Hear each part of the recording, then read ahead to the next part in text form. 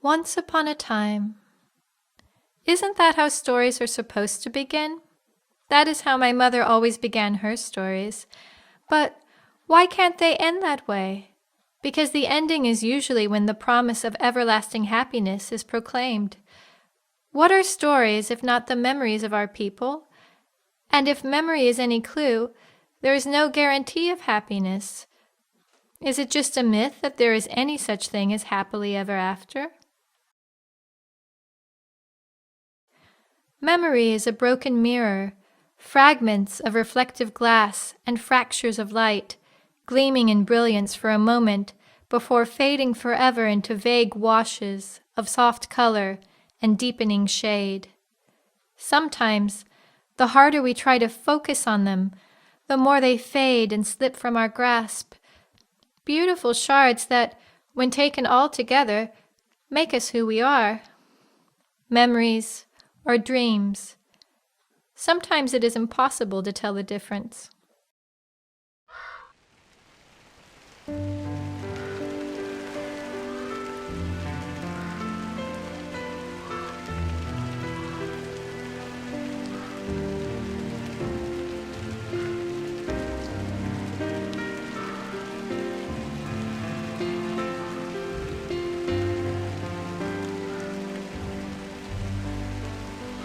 Last night in my dreams, a mysterious wizard came to me. He spoke in a foreign voice, a series of strange sounds that formed a single word. In that word was a message that I understood. He said that I had been chosen, and at the same time, cursed. Lula, he said, because of your gifts of both endurance and vision, you have been chosen to retrieve the sacred relic of your people, the Genie.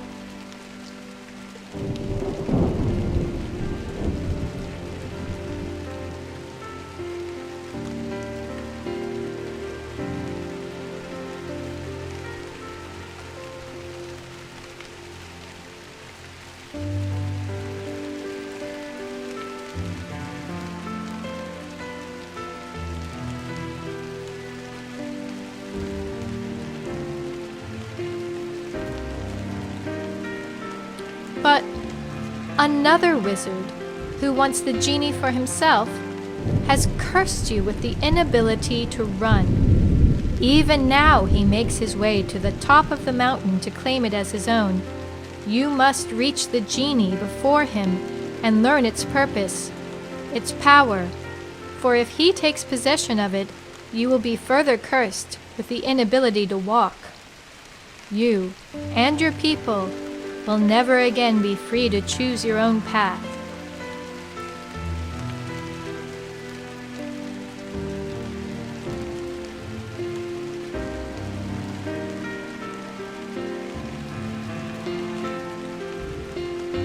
So make haste, child. Do not tarry. Though the path is long, it is the shortest. Though the path is not easy, it is simple. Though you walk alone, fear not. I will be with you. But you will soon have an important choice that only you can make, and that choice will make all the difference. Thus, I woke to a morning of light drizzle, and under the soft light of early dawn, began to walk towards the mountain of fire.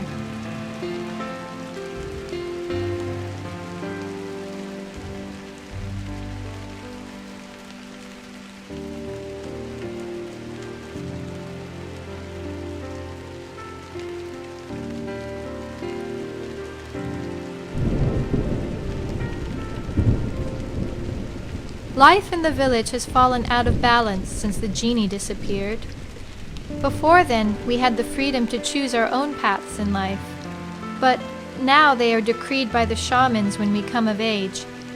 There are hunters and fishers, collectors and keepers, weavers and walkers. Only one path has ever been chosen for each person. Until me. The shamans decreed that I am both weaver and walker.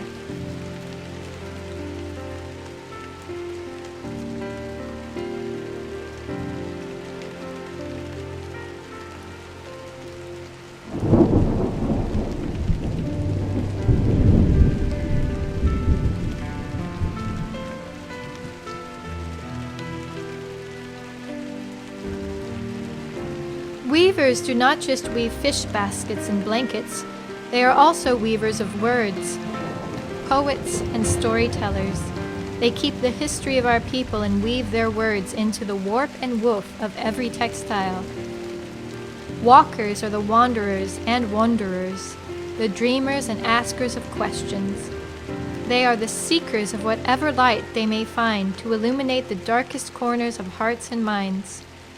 Of all that have walked away from the village, none have returned.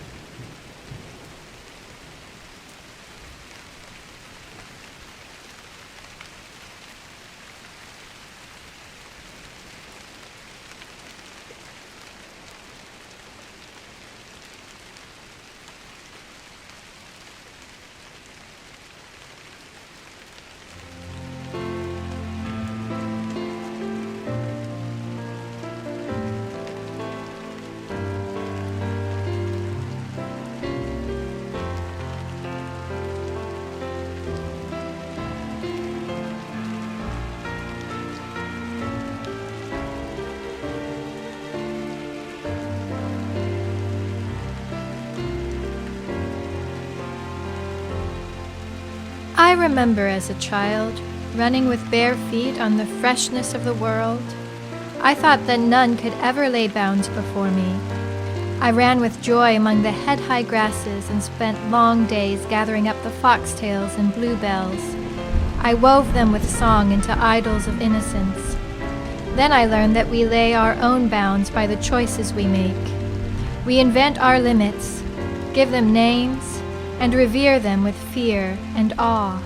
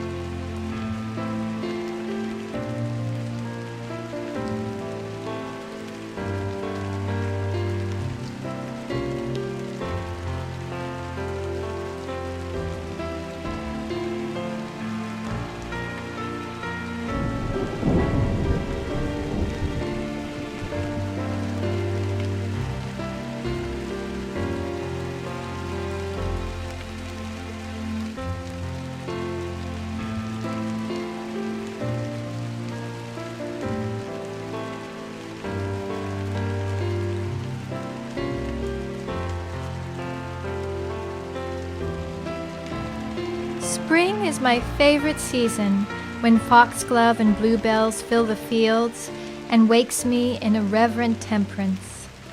I walk with awe in what seems to me the first garden of innocence, but we know that story always ends in exile. Still, spring holds me in her pallid modesty. Her sanguine nights sing me alive with hopeful expectation. Spring is a dormant beauty that wakes herself with thunders, reticent and wanting.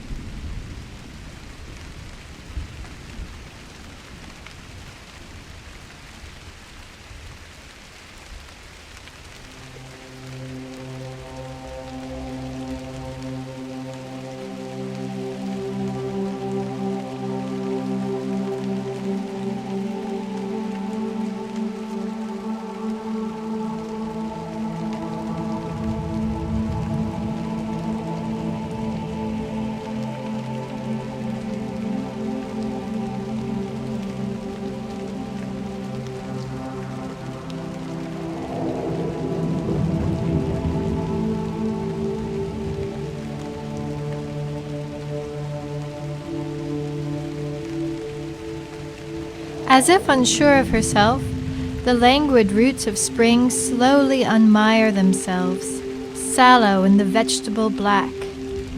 Slow, but strong enough to cast out the quick of winter and buckle stone. This is the scent of warm rain, exhaling her heart in quiet resignation. a verdant whispering of sprouts. Her tremulous love opens rivers and savages veins. In any event, by the casting off of clouds, she seems certainly resigned to shine.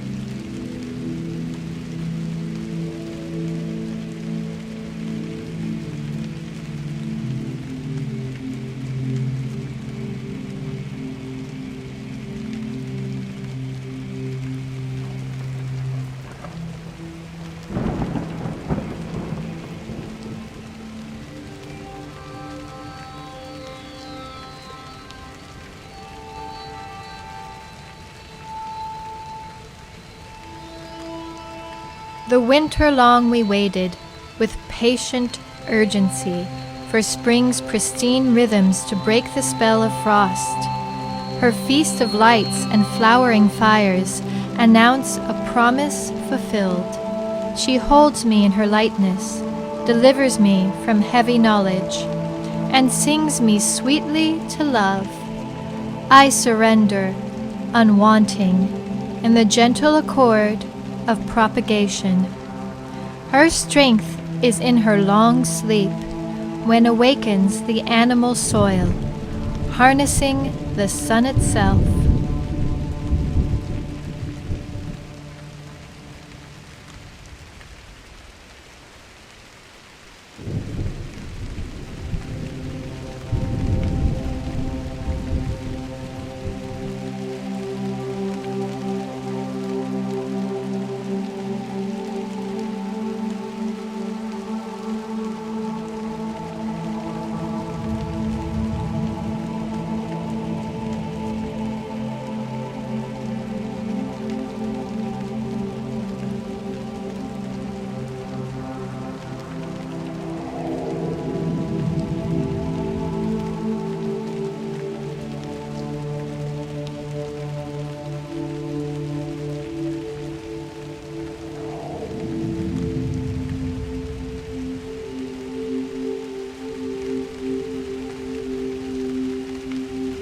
Should I have walked to the left from the...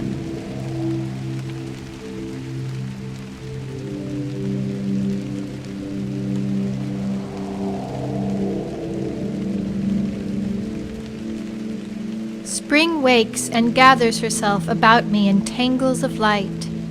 When it rains, reigns she in me, generating new life among the stones and monuments. When she sleeps, dreams she in me, casting out the shade and rot. When she sings, sings she in me, when her voice and everything after colors me so beautiful.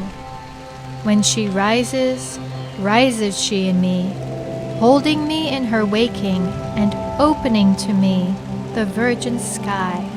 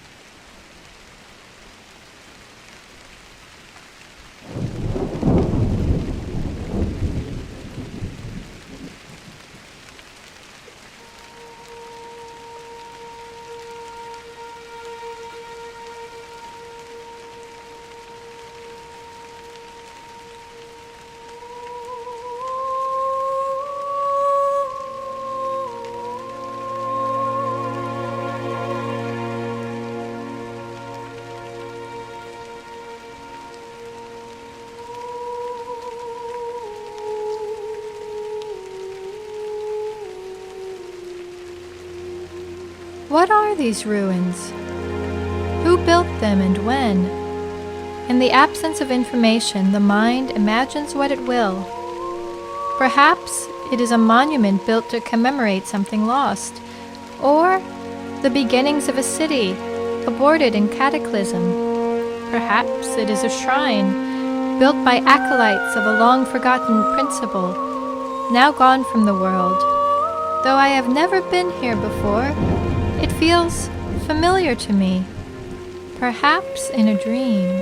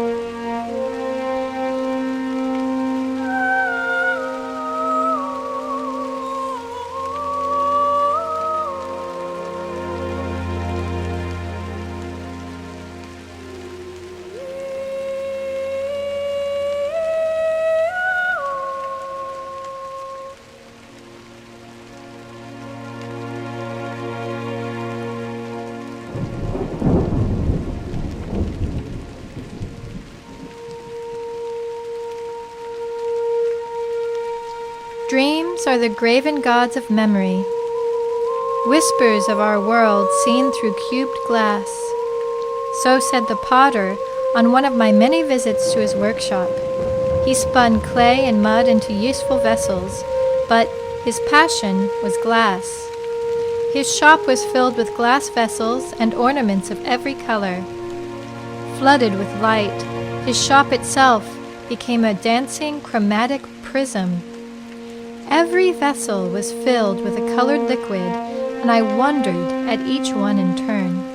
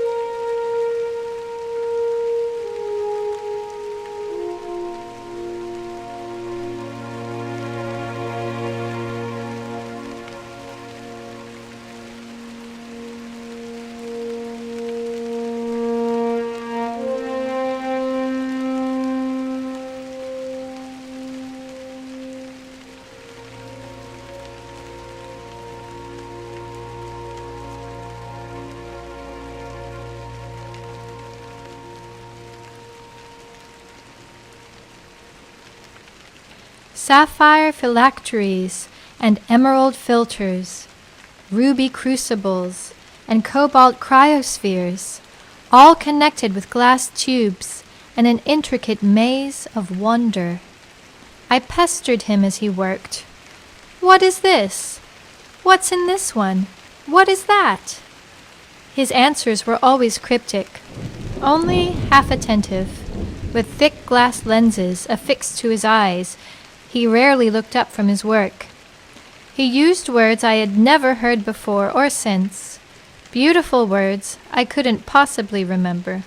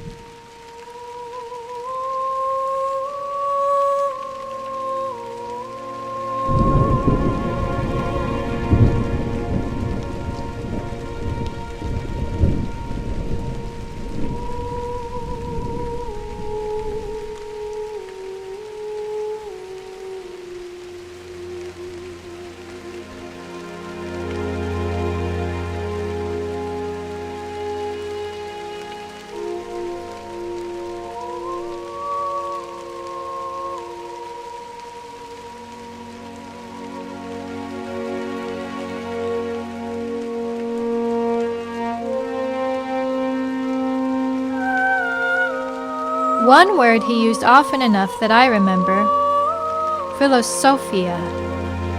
He said it meant for love of wisdom. I wondered if he wasn't making up his own language. He picked up a thick square bottle of sky blue and turned it in the light, peering through it. Dreams are the graven gods of memory, whispers of our world. His thoughts seemed to drift as I noticed a small jar that stood out from the rest. It contained a liquid black as pitch, darker than night without stars.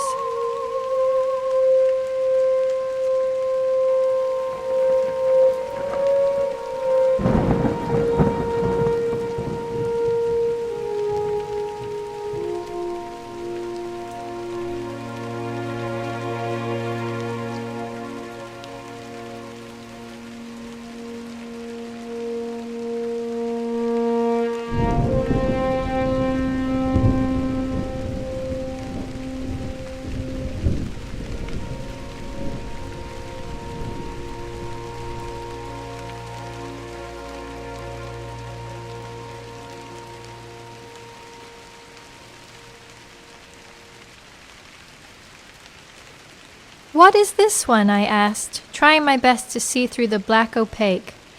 "Ah, this one," he said with genuine awe. "This one is special. Though it seems to be void of color, in fact it is every color. It is not just one thing, it is all things." He picked up a feather and dipped the pinion in the black liquid. "While you see opaque nothingness, in truth is infinite possibility."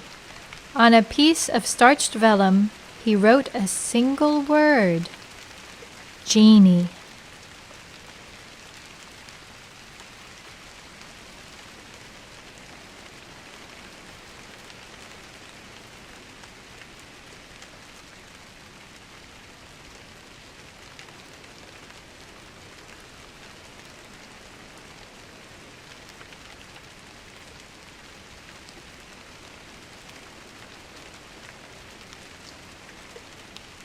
You see, he showed me the word. The stone is not a stone. He looked at me as if I should understand, but I clearly did not. He continued writing and said dismissively, "Go home, child. Go to sleep and dream. Ponder the genie. Perhaps then you will have learned something." I left, but did not return home. As the sun set, I lay in the tall grass and looked as far as I could into the darkening sky, whispering the word he had written. I slept and dreamed.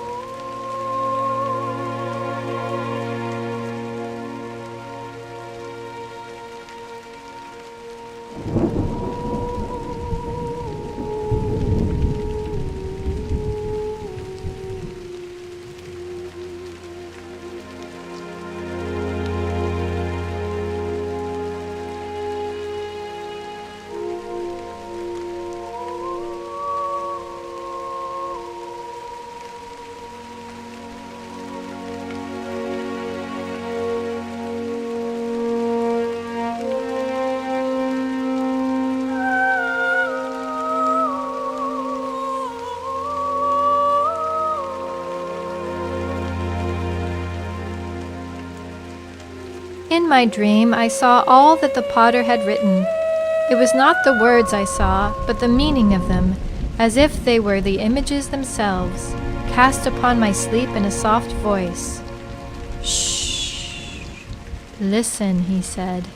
"A great hush is cast upon all that is past before. There is no greater love than this, to be so taken up, here on the blue plains, these idle ruins crushed softly to sleep, a dry stirring of angel grass in the silence of sunfall."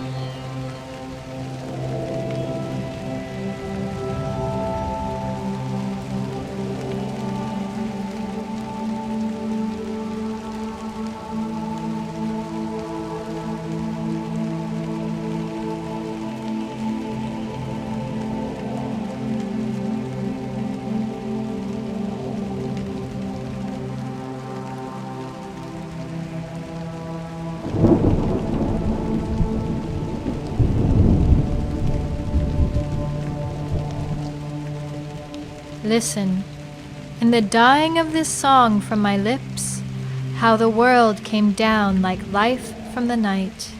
And look, how unlike an angel sits she on high, calculating her potency in the arithmetic of parts. She may condescend, groundwards bending, to mechanical consideration. Her pantropic gestures seldom reach me, though I strain in my sinew. Shards of futility fly against her concentrated prowess.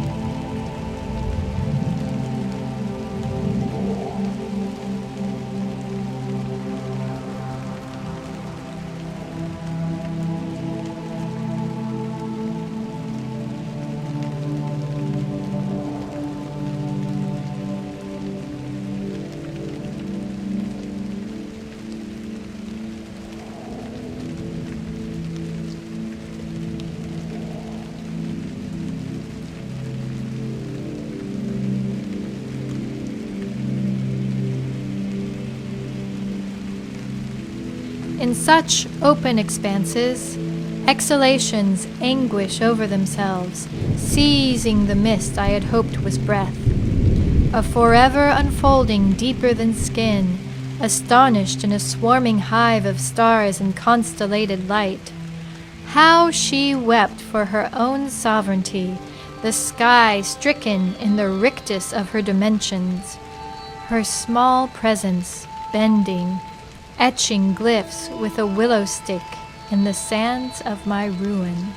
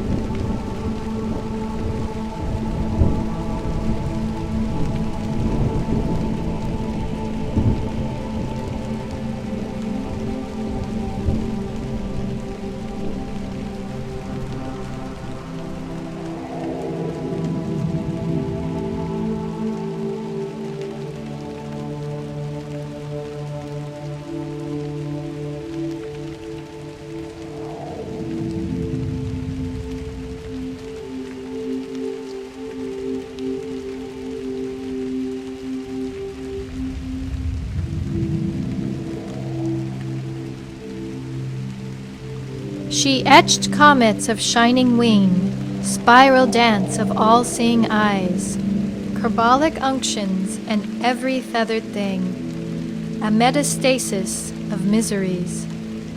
Happiness, her saddest magic, she renders with the pretense of meaning, monstrous in formidable purity. Prettily stern, her lips pressed in overwrought intensity. In pneumatic murmurings, she teaches the crackling of winter trees, the leaning of midnight weeds.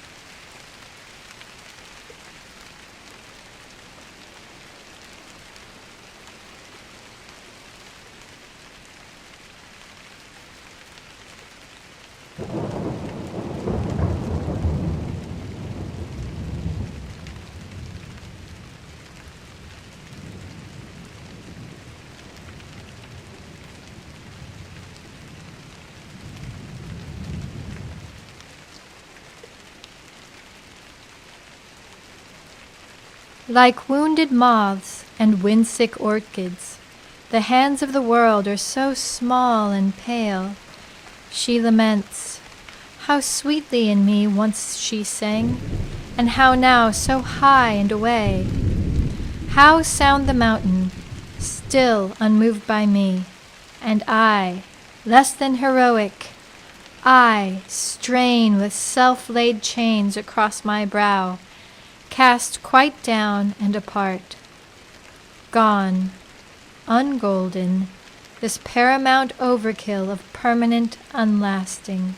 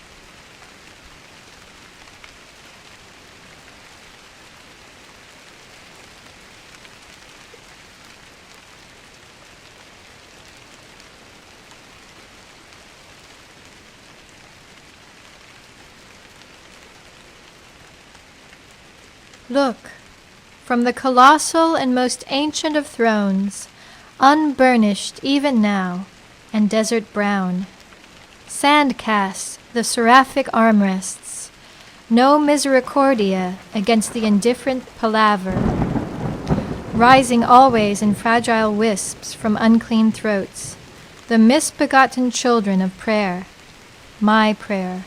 Rise and bend again, she swears. I would eat the shadows of the world if I thought there was light through the trees and such a thing as hope.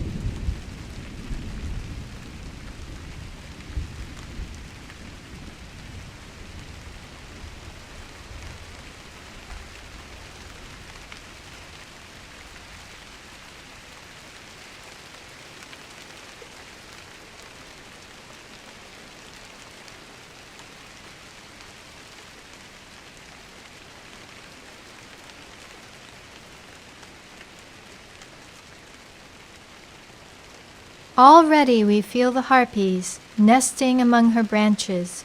Her beauty among us, her presence, suspends the flow of time, defeats the lower laws of nature.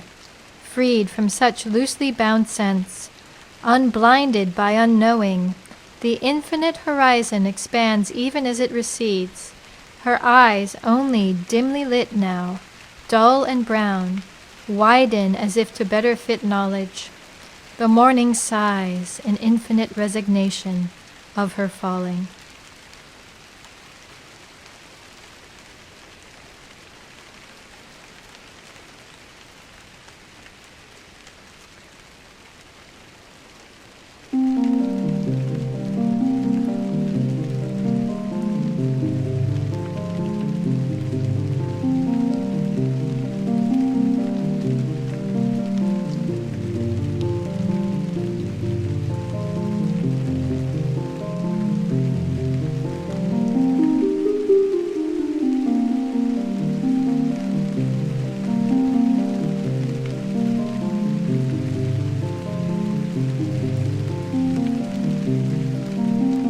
A final bending and the heavy plunge, surging immaculate. Suicidal shafts of early daylight guide the sickening plummet in entire murders of unwinged crows. A scarlet thrush battering the air. The liquid trill of tanager and tawtrix heralds us, the aristocrats of truth. She falls to purge what prose such dark miracles may, in glyphs and lying charms. Remember, she warned, poetry loves a martyr.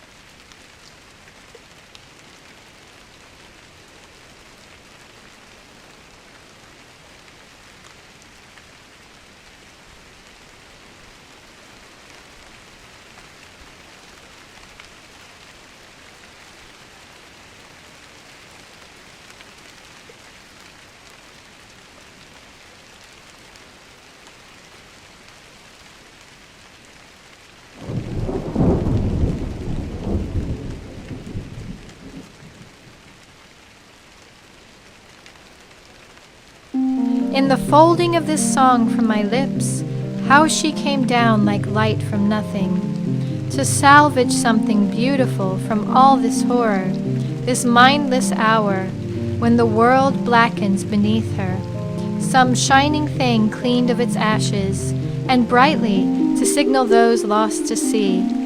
In such a land we take no notice of broken statuary. Being such as we are, we'll grind the stone, rubble worked to meal and mortar, foundations of torso, arms of empire.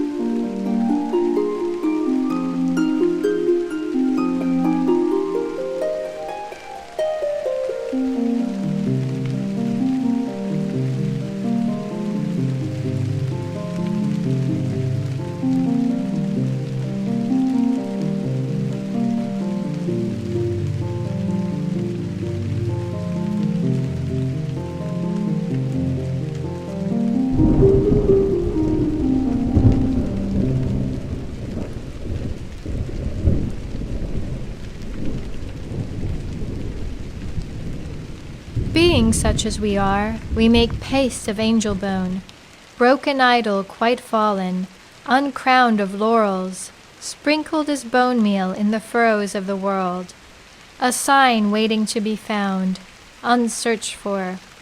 Her presence purifies dialect, giving birth, even in death, to black sons of revelation. She bestows an ephemeral royalty to our chaos, grants us impatient endurance. Ransacked and ravished, she brandishes over pale winter the flowering scepter of her disdains.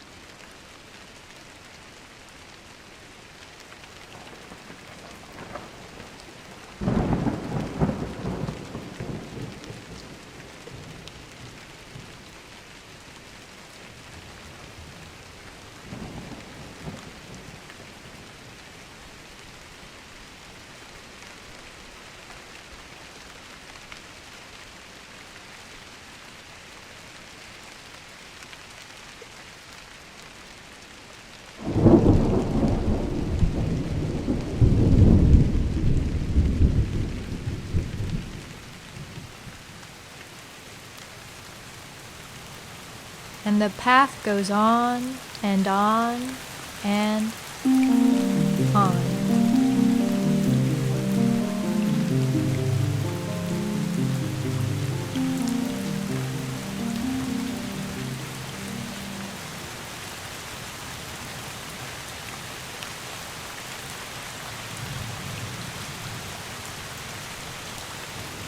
We adored her star in its blue-green burning, kindled her heart in ancient caves, and mantled the world in her first love. Forgive us our birth. Our lips have not yet drunk the utterance of your several storms. In the lifting of this dream from my slumber, how the dawn came down like water from nothing. There is no greater love than this. She sleeps, quiet as death and more lovely, wrecked but shouldering thunders.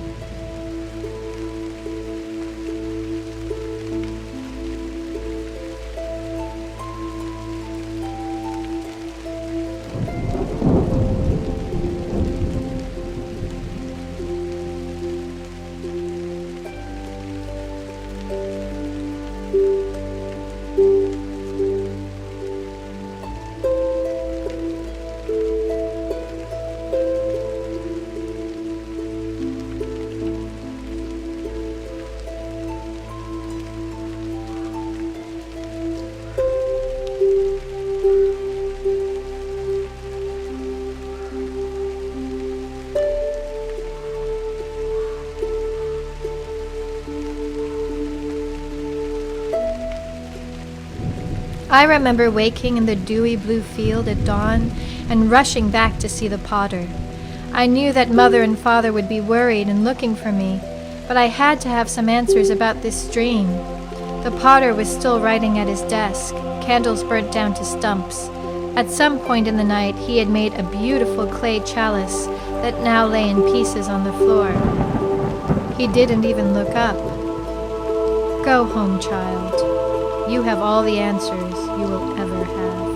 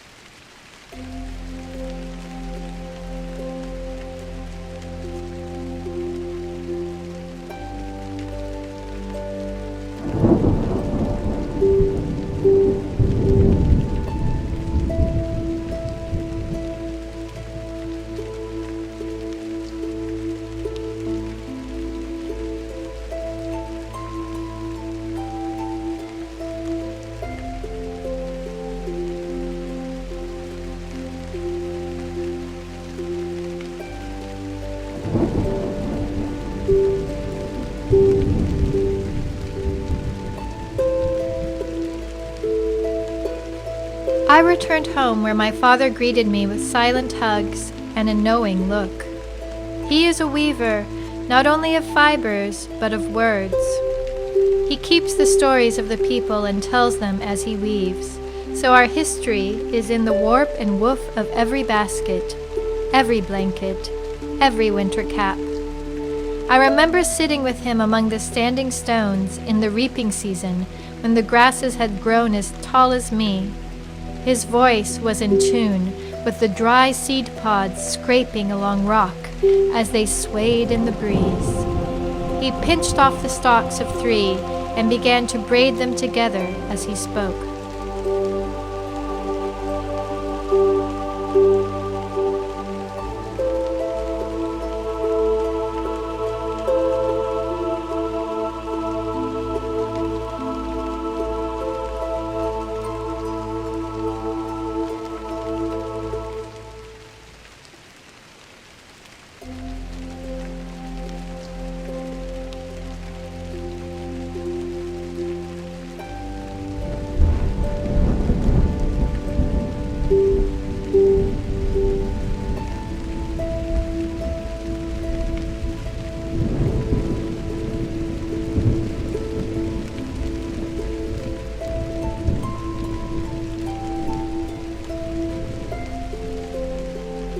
"Do you know why you're special, Lula?" he asked. "Because I am the youngest, I guessed," he laughed. "And so shall you always be." It looked like he was making a bracelet with the grass braid. But there is something else that makes you rare among our people. I am a weaver, this you know. Some are hunters, others are foragers. Some are builders, while others are collectors. Just as your mother was a walker, born with a fierce curiosity to explore beyond the next horizon.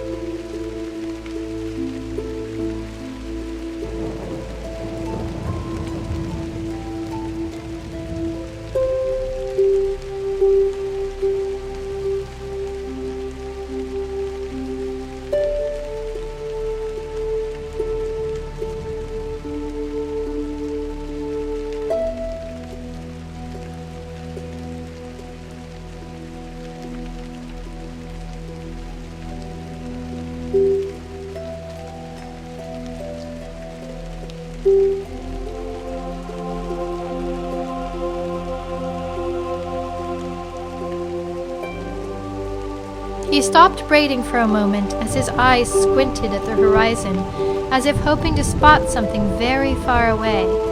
Then, in a near whisper, "You are rare among our people because you are both weaver and walker. You are something more than both. You are a maker." And with that he took my hand, slipped the grass bracelet around my wrist and said, "Remember that almost nothing is ever what it seems. Beneath the surface is layer upon layer of history, all the little things that together make the whole."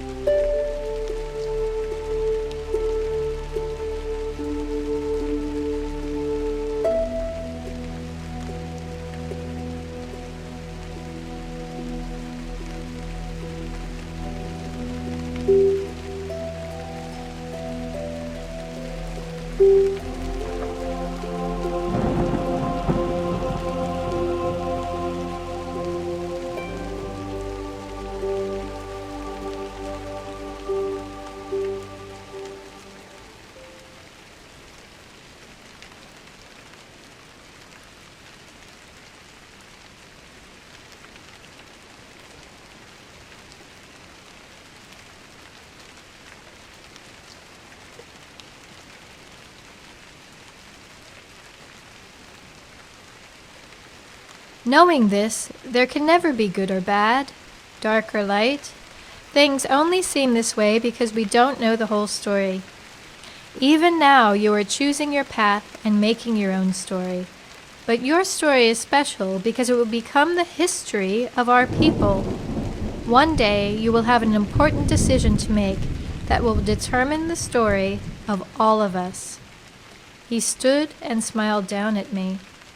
What is life if not the longest introduction? You will meet the genie, and perhaps, more importantly, the genie will meet you.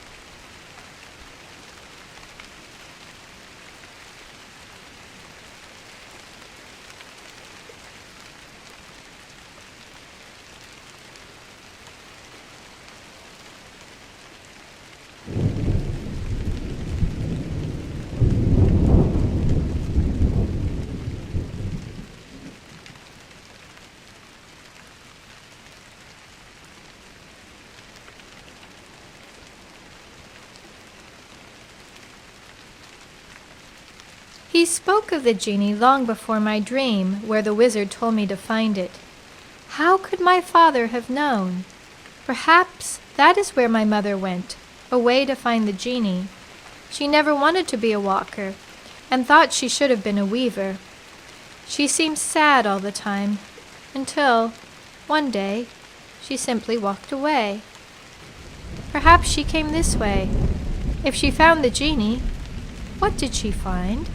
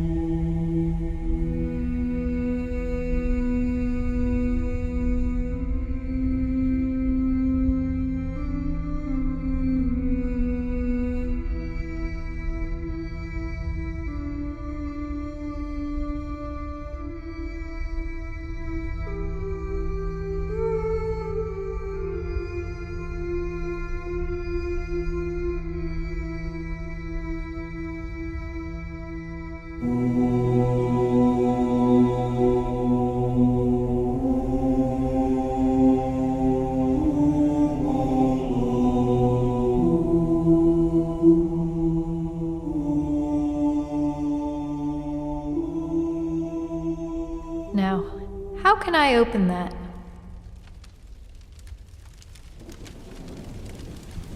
Ta-da!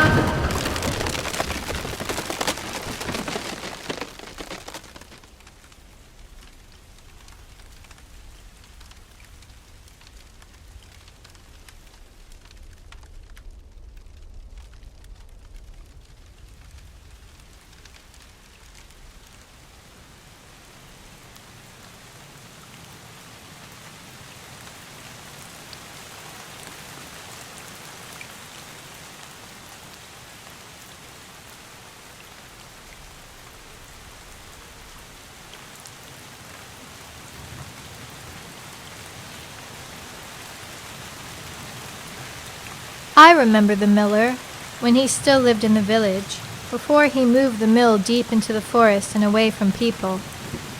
He had been making strange machines that ran on water power, sometimes very hot water. He made machines for work, for moving and lifting heavy things, for cutting and clearing trees, very strong machines with wheels and cogs and noisy parts. The people became afraid and began to whisper that the miller was quite mad.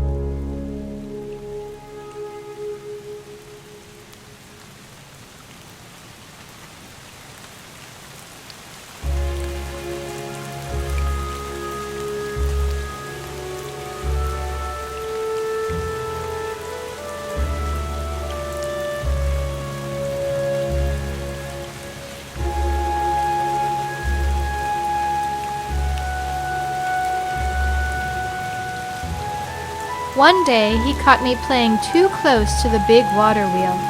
He took me by the hand and sat me down on a recently hewn stump.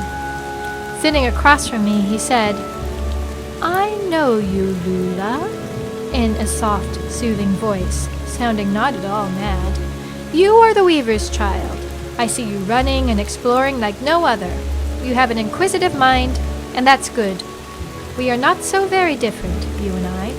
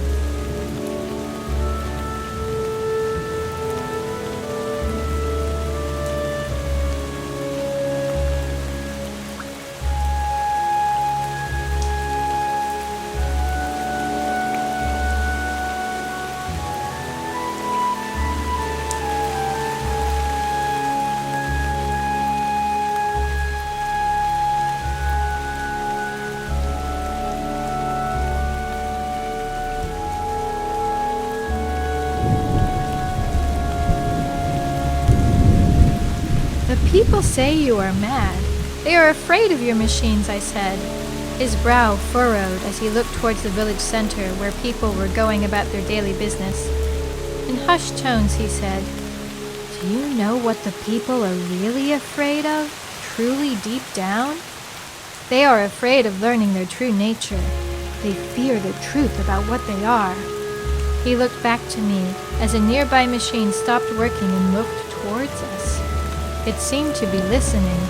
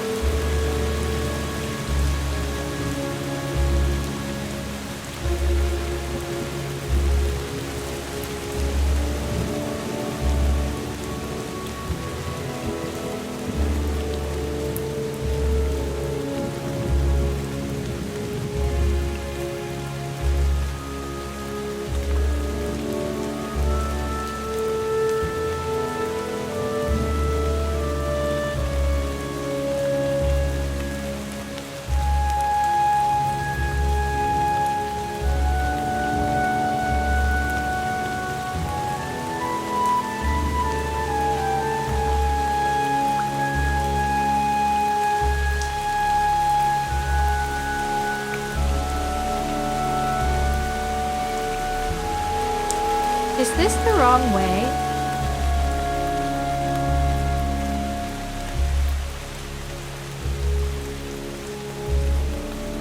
You see, Lula, the miller continued, they are afraid that the machines may one day develop their own intelligence and begin to make their own decisions, that they will, in a way, be just as alive as them. This frightens them because it would prove their notions about life to be wrong. It would mean that life is not magic, but a natural, inevitable occurrence of sufficient time and conditions. A light seemed to glow in his eyes as they pierced deep into my own.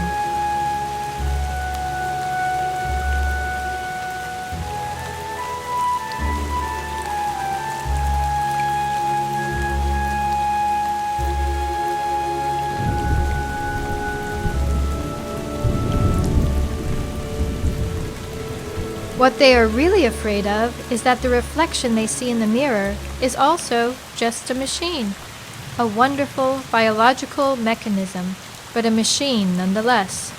They think themselves free, but in their willful ignorance, they are as free as guinea pigs in the maze. Their life is out of balance. He let out a long sigh and said, "Now, be on your way, Lula.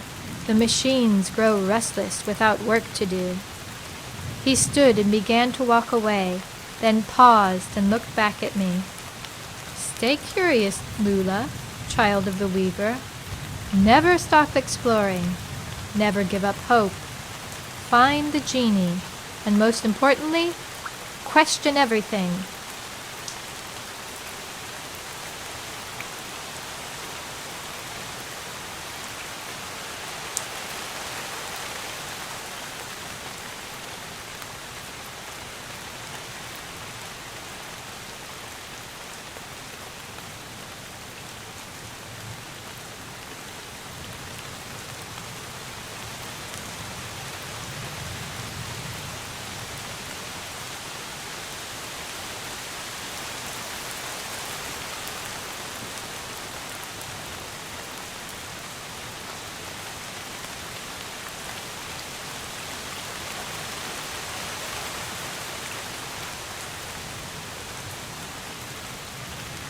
Question everything. His admonition echoes in my sleep and weaves its way into my dreams.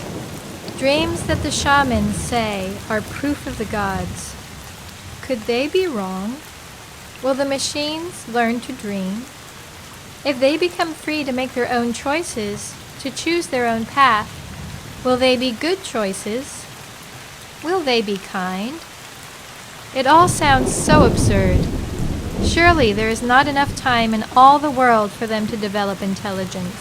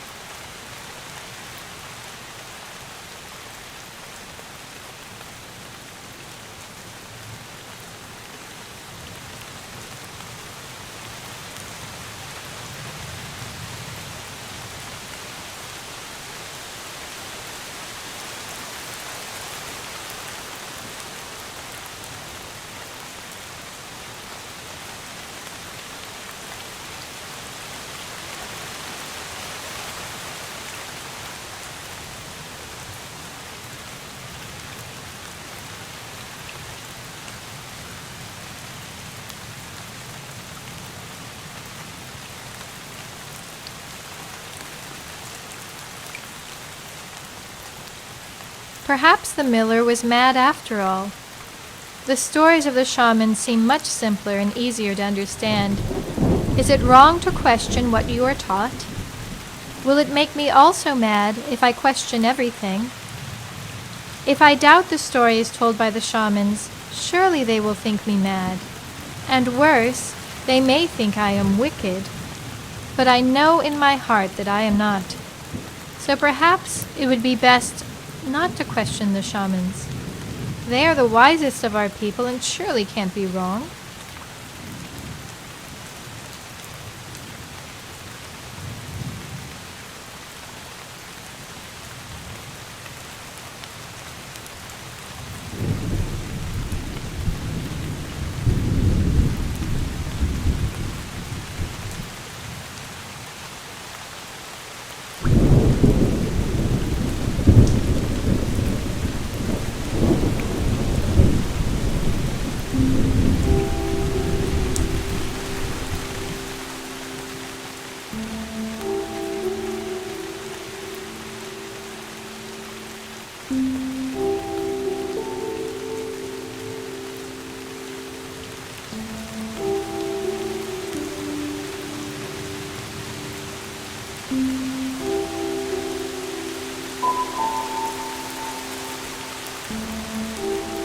Can't find Genie by just walking.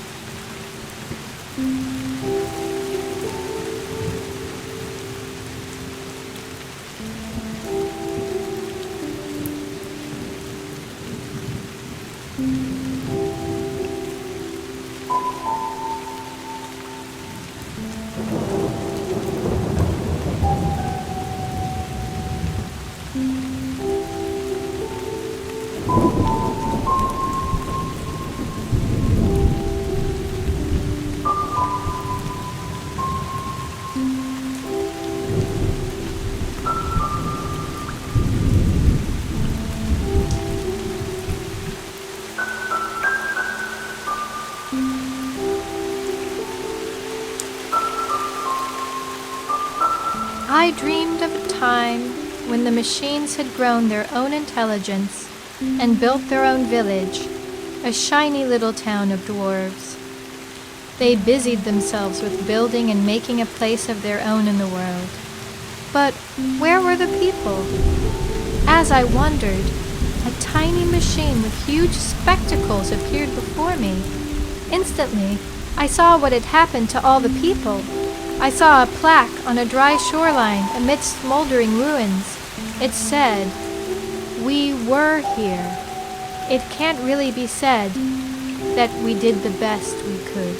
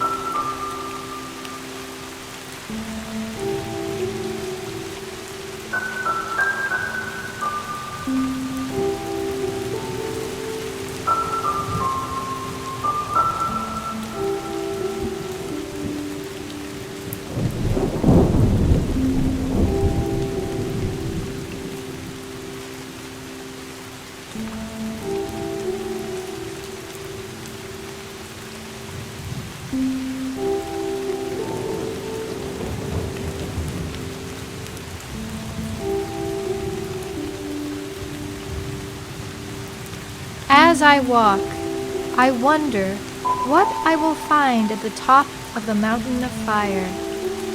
I have only heard of the genie in stories and have never seen it myself. I feel awe, and with it, more than a little fear.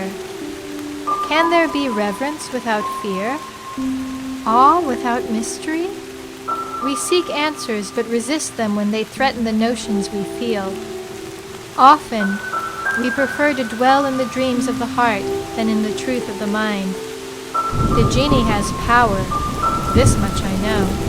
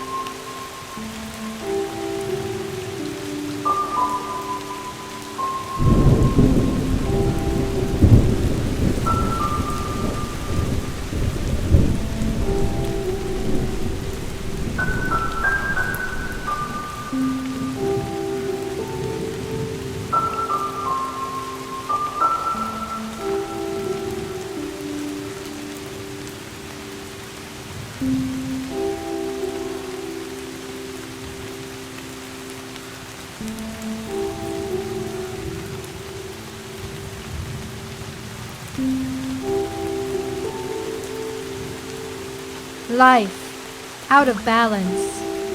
I remember the miller's words.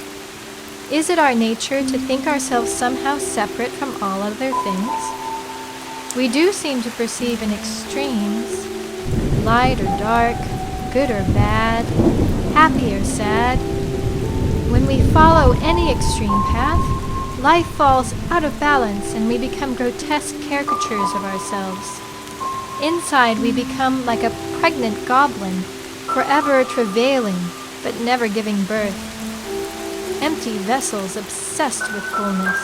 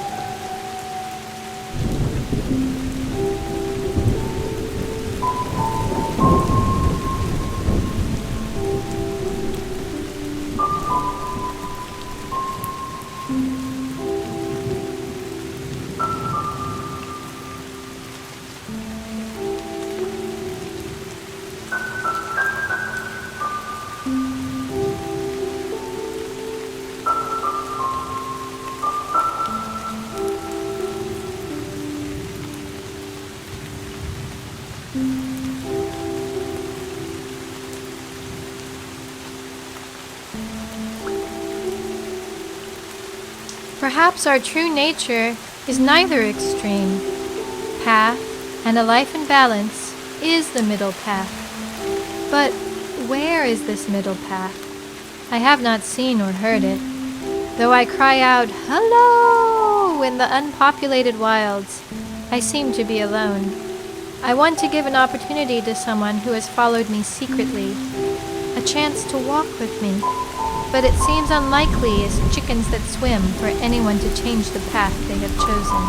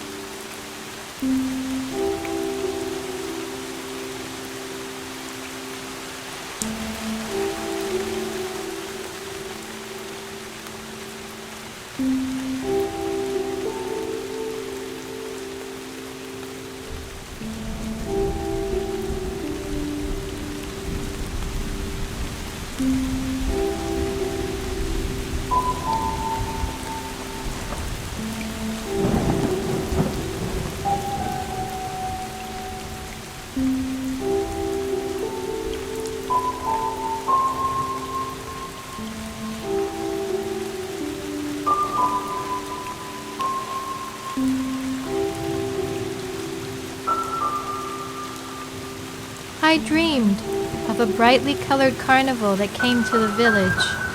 A dark storm threatened on the horizon, and the winds battered the tents and streamers. A hawker in a top hat cried out from a grandstand, "Come one, come all, test your wits and guile in the house of mystery, adventure or horror, it is up to you." A game of $60 for the majestic audience. Lines of people with blank eyes starved wide, filed in slow procession into the tent.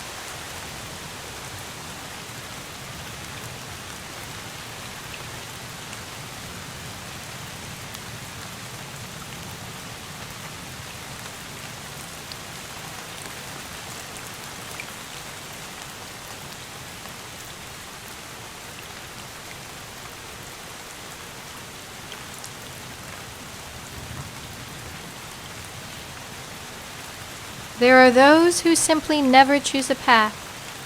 They know that neither extreme is balanced, but they cannot find the middle path, and so they become frozen in a stasis of indecision, distracted by anything and following the whims of the day, They seek to fill the emptiness with any passing fancy. They too seek the genie, but they do not know why, and so become lost. Even with unmoving eyes they see me. They would eat me alive if they could.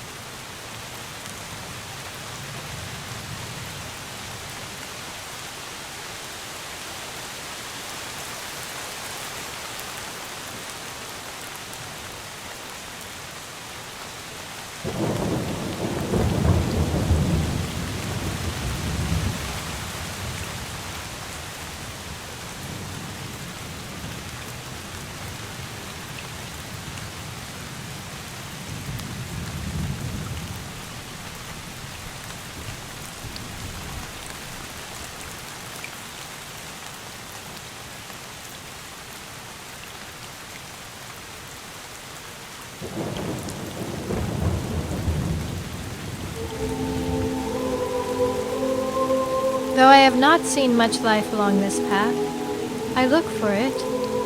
I thought I saw a stag out the corner of my eye, fleet-footed into the forest. Or perhaps it was just a memory rising to the surface.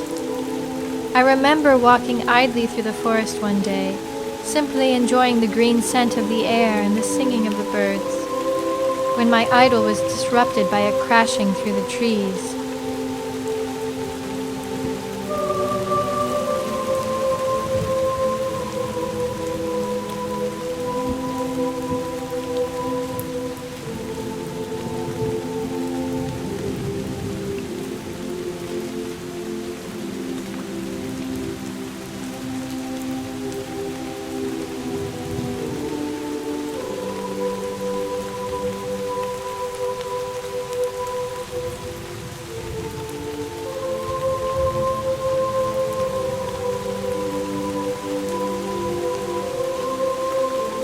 It was a stag that seemed frightened and injured, as its legs buckled beneath it and it fell to the ground at my feet. I could see that it was shot through with an arrow. I recognized the work of the Fletcher from our village. His shot was not true, and I wondered how far the stag had run before collapsing. How long had his fear and pain been drawn out? His chest heaved with struggling breath. He fought to breathe his last.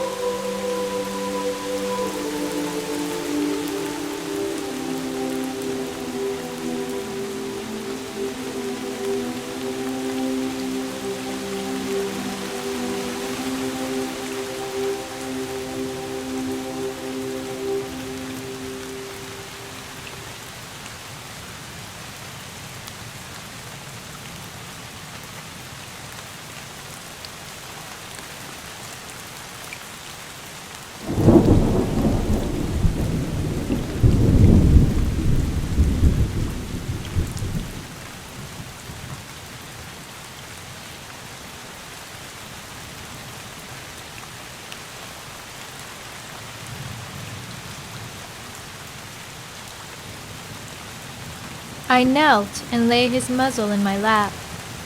I stroked his fur and lied to him in whispers that it was okay. It would be better. His eyes seemed to plead with me. He did not want to die, but could not live any longer. Then, a final exhalation, a susursus of blood-flecked air from his steaming muzzle, and he was still. Silence blanketed the world, broken only by my sobs. Why did I have to witness this? Why did I have to be the one?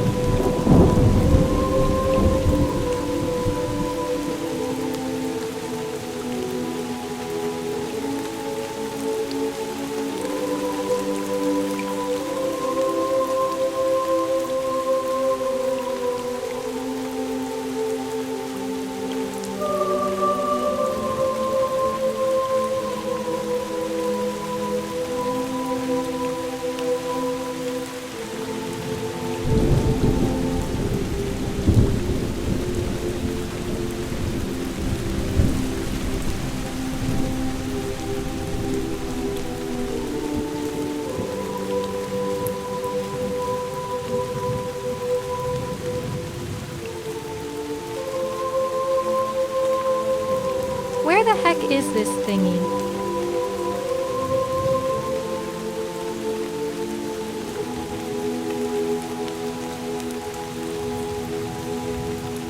I have held the dying in my arms and whispered them to better worlds.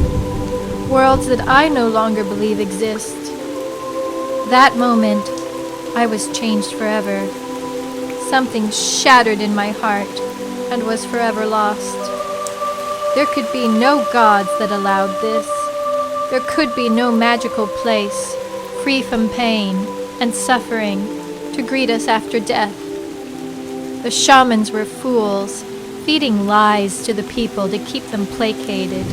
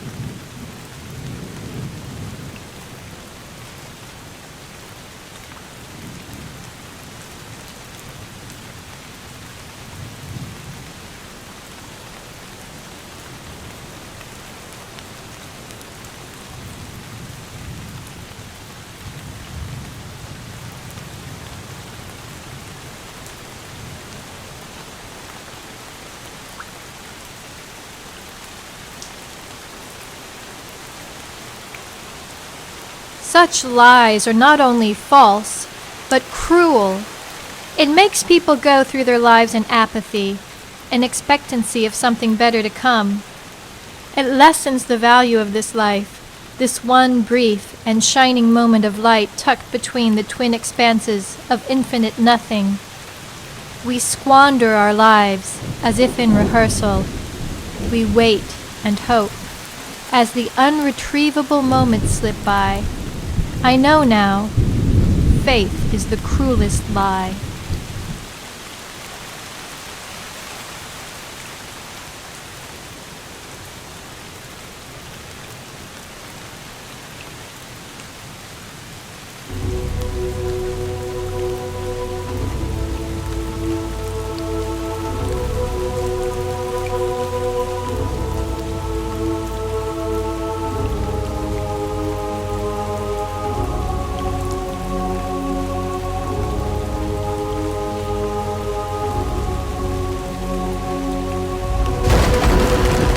Let the sky itself fall and the world be broken.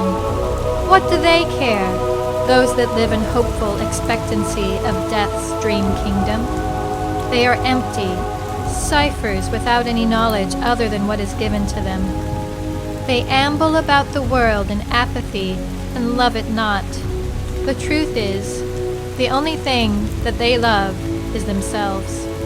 They believe what they want to believe for fear of death, for fear of the knowledge that life ends.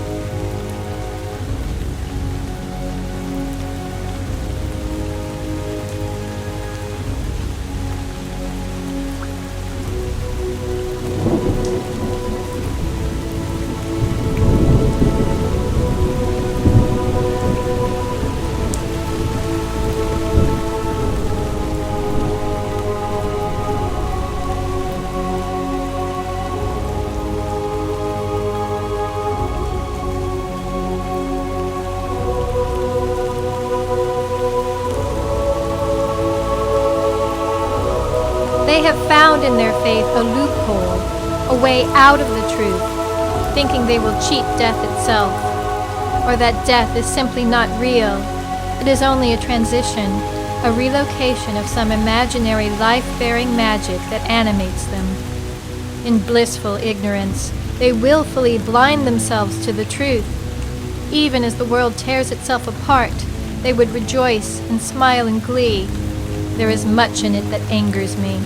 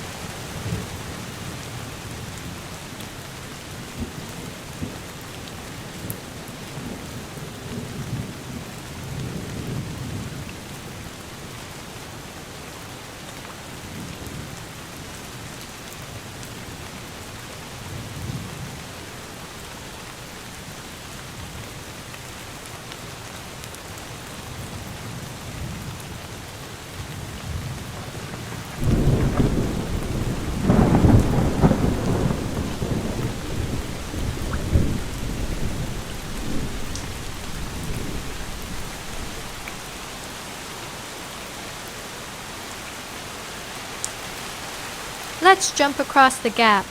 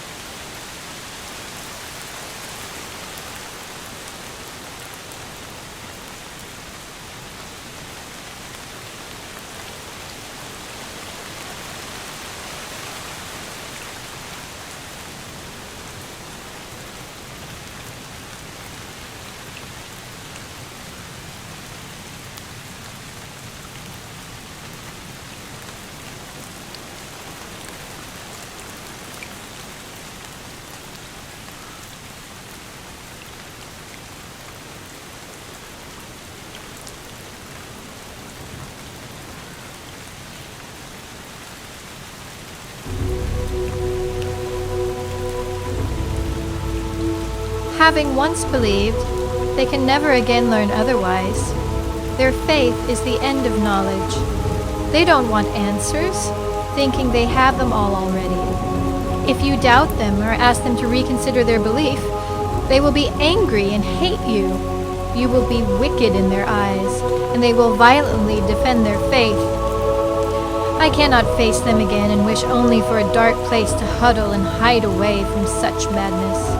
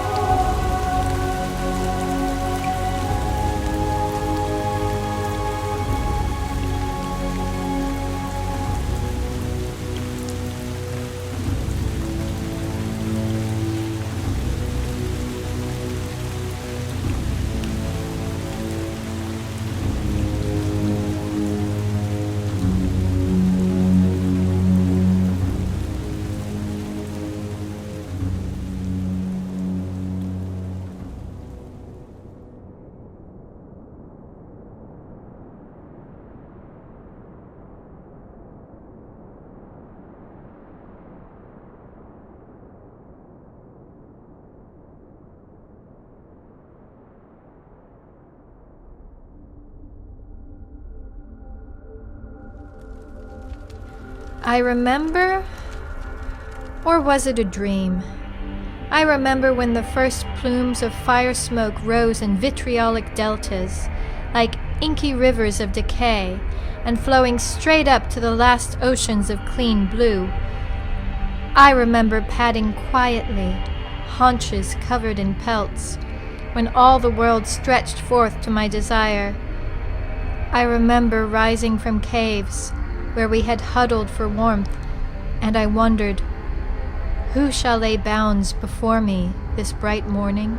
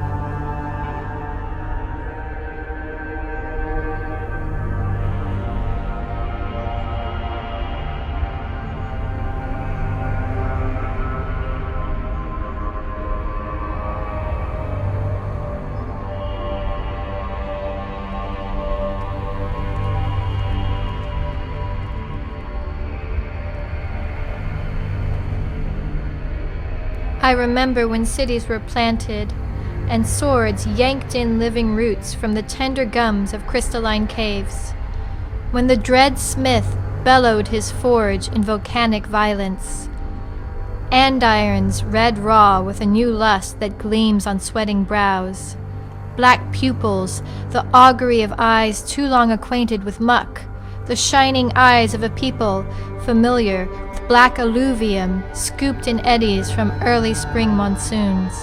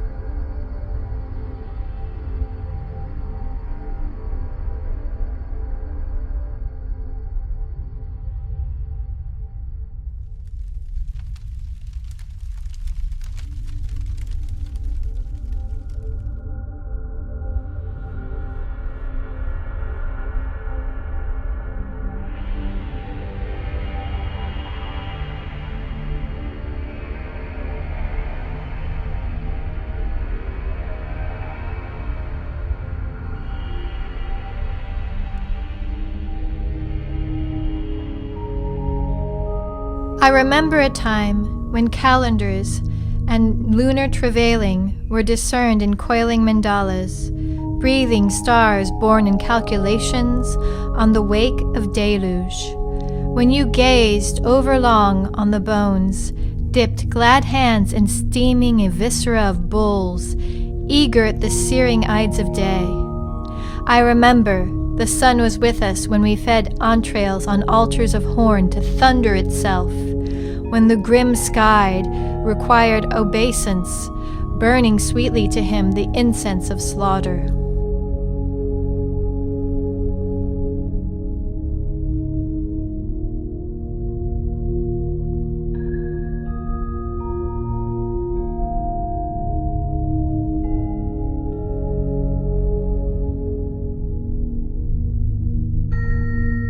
I remember the supplications of trusted mares on cut stone, slabbed in blood grooves, metallic the scent of stallions sweating, fierce the mad flaring, the pounding of pent grass to powder.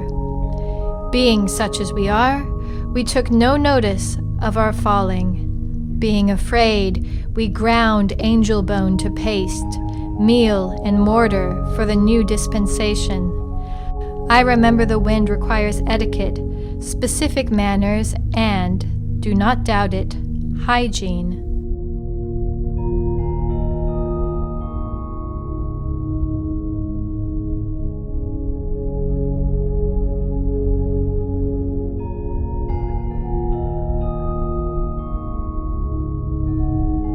Here, hunger matters.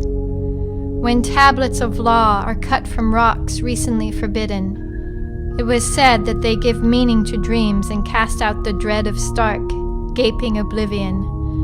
I remember when springs emerged in the desert to unbind the new colt's eyes, when monks of every robe gather prone in the seedless crucible, tears burning on upturned faces, groaning in song, a resonating mantra of living prayer forms. Here, thirst matters.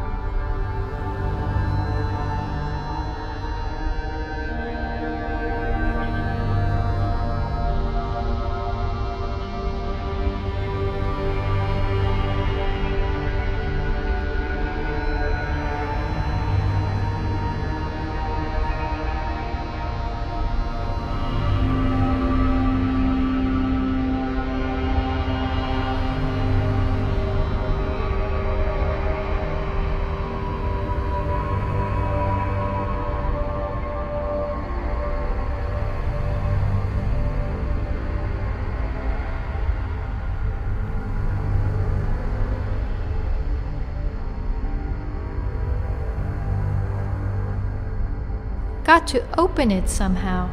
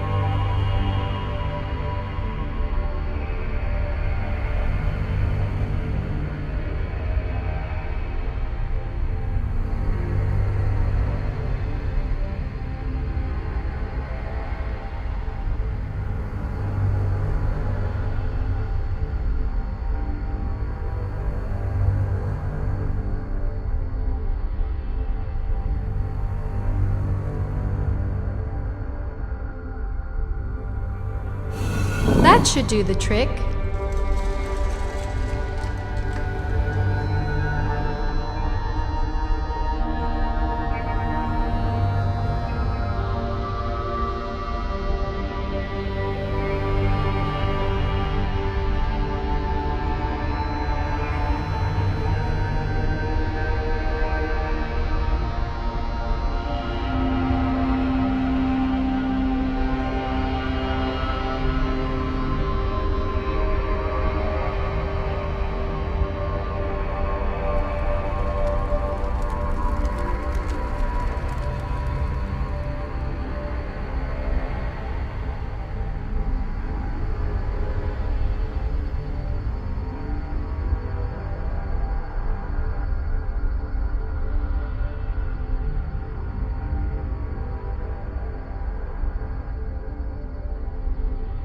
I remember when camels and flies infected the dust in septic streets, a gilded city split like cordwood to the four winds, grubby cisterns of bitumen sliced in dolorous roads and broken on empty bread, when mustard weeds wilted in the zenith, trampled under cloven hooves of shining military processionals, spectacles of bronze and terror. Armored of locust, chitinous carapace of beetle, mantids praying and praying.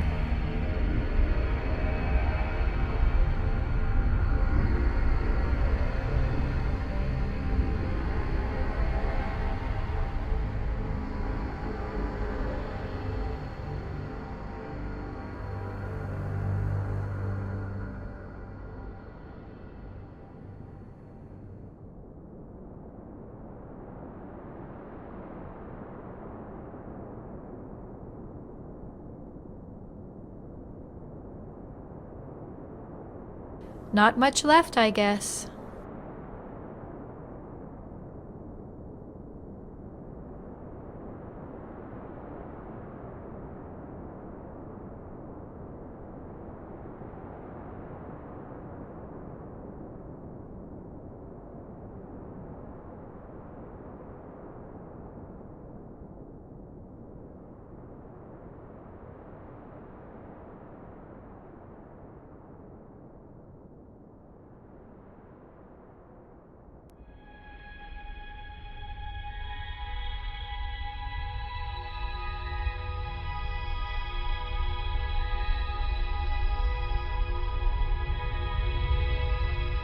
This weary dirt. I remember we came seeking balm for disobedience. With hot anvils we beat the air itself to tongues of golden light, flames to speak the unspeakable word of silence. When the mouth of forever gaped its throat across hot dunes, contours bald of grain and variation, I remember there is a history, certainly, all but forgotten in dusty halls, woven with contempt and plucked apart by unsteady hands, trembling in catharsis.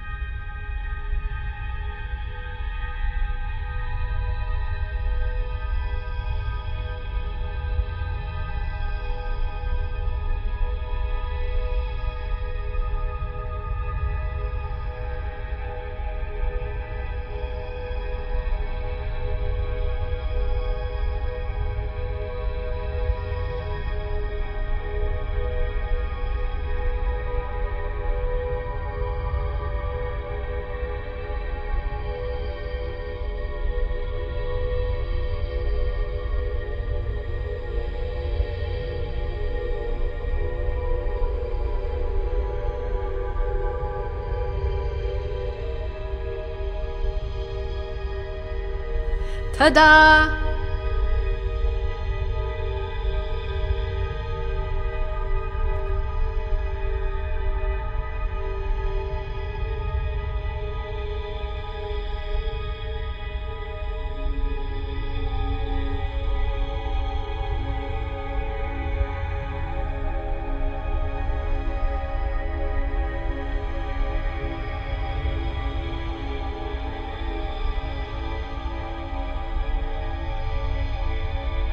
They said a stone is history, draining its temperance from the cool shade of palms. A stone is history, and an effective bludgeoning device. I remember when the old men whispered of outlanders, "Let them have their wandering, we have our roots of mud and blood." The old men grow dim in their eyes and weep to tell of great blue marches, swaying grasses, infantries of floral abundance.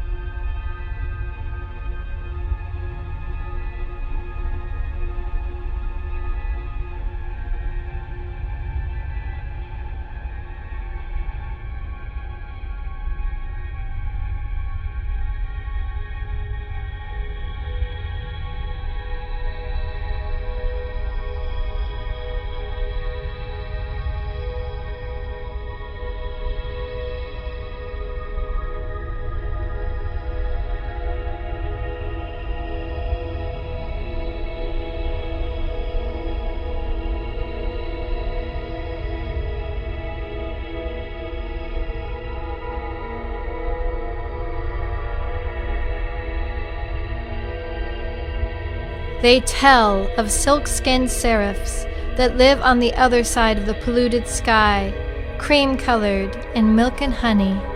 They gather in cavalcades, rank upon rank in the empire of after. They tell of a time with trees, great oaks that shaded deep forests.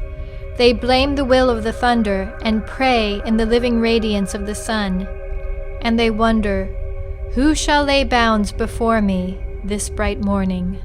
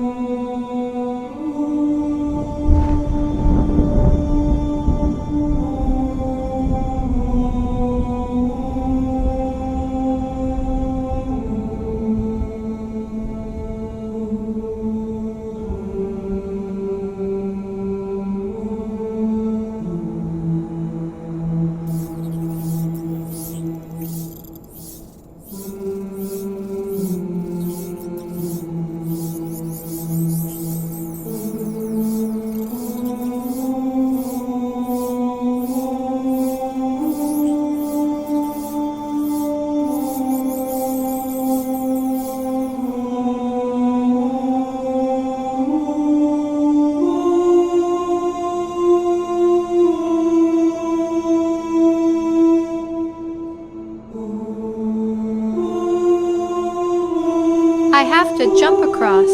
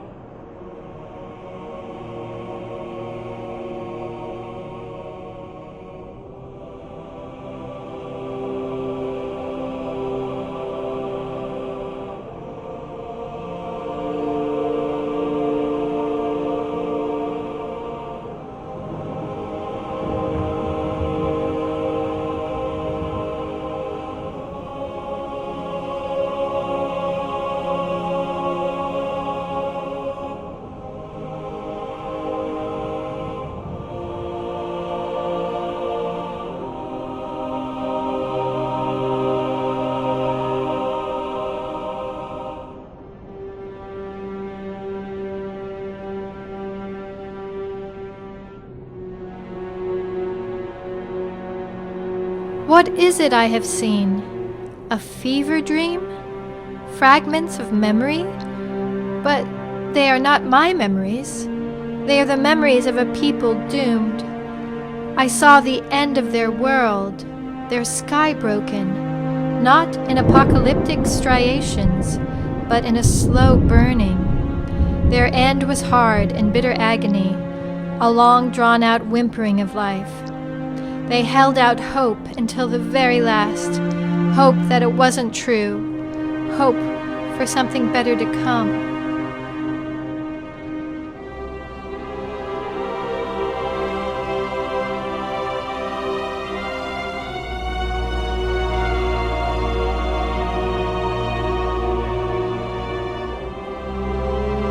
I saw fields of corpses, flags planted in the ground and burning. I saw millions gathered at a black stone, like ants, on their knees, while the world burned around them. They did nothing but hope. I had always thought that hope was a good thing, but it blinded them to the truth. I saw a young mother looking up to the sky, shielding her infant from the sun. Her tears were the only water I saw.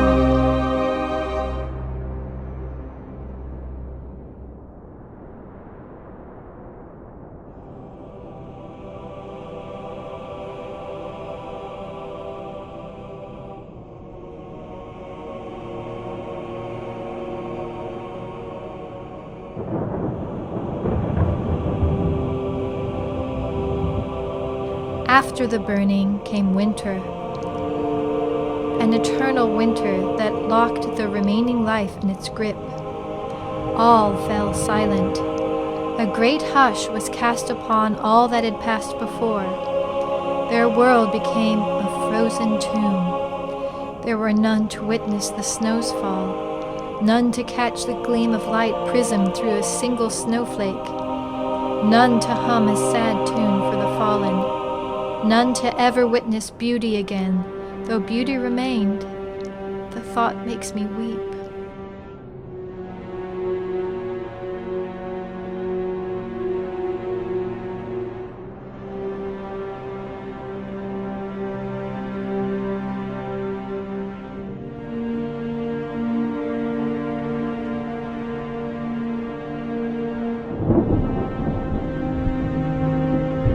There is no greater love than to be remembered. It is the least I can do. It is the closest we may come to immortality. Perhaps that is what they sought, simply to never end. I can't blame them. The fear of death is great, fear of the great unknown, fear that the end is just the end of awareness and all sensation. It is impossible to imagine the absence of imagination, and so we tend to imagine something there, something beyond all ending.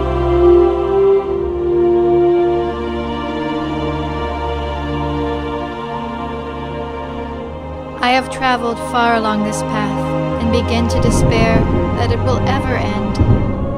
What is the Genie? I started with joy in my heart and reverence for spring, but now the cold terror and numb beauty of winter grips me. Spring seems impossible and feeble in comparison. Branches bare as bony hands are dull reminders of a season stirring deep in the blood. This is the time of longing, the stark contrast of white on white.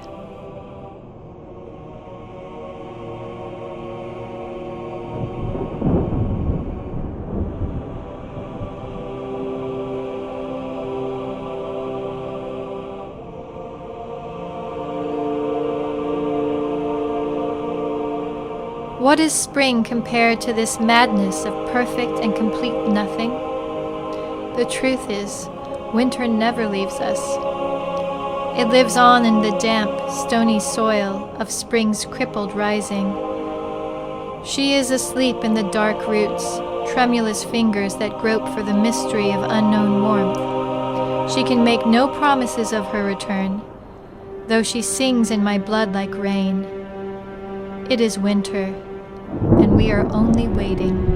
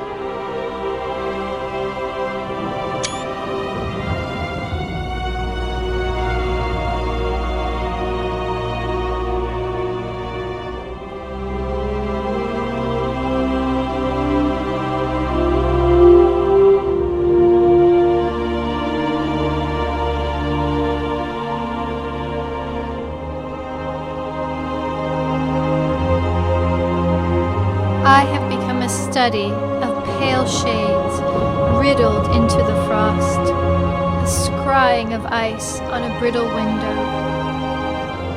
These are the days of extreme white, in bone-chilling blasts of frozen dawn. The sky itself groans in cyclopean cloud banks of funerary marble. Through the driven winds and ruptured stone, through this desolate failing of whirling winter, I feel the cold loneliness of the world. I cup my hands over my steaming mouth and try not to cry.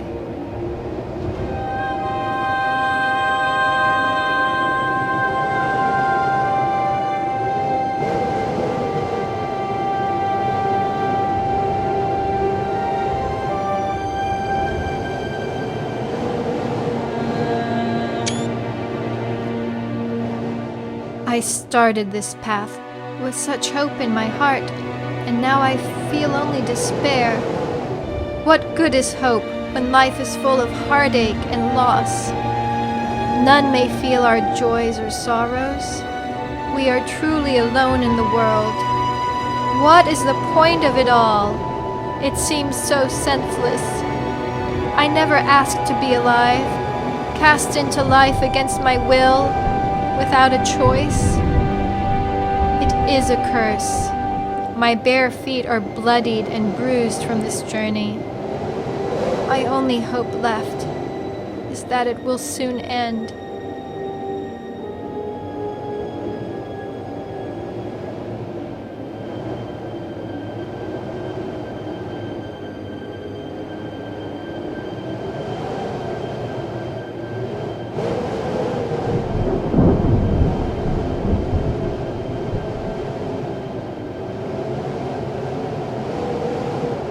No answers along the path, only more questions.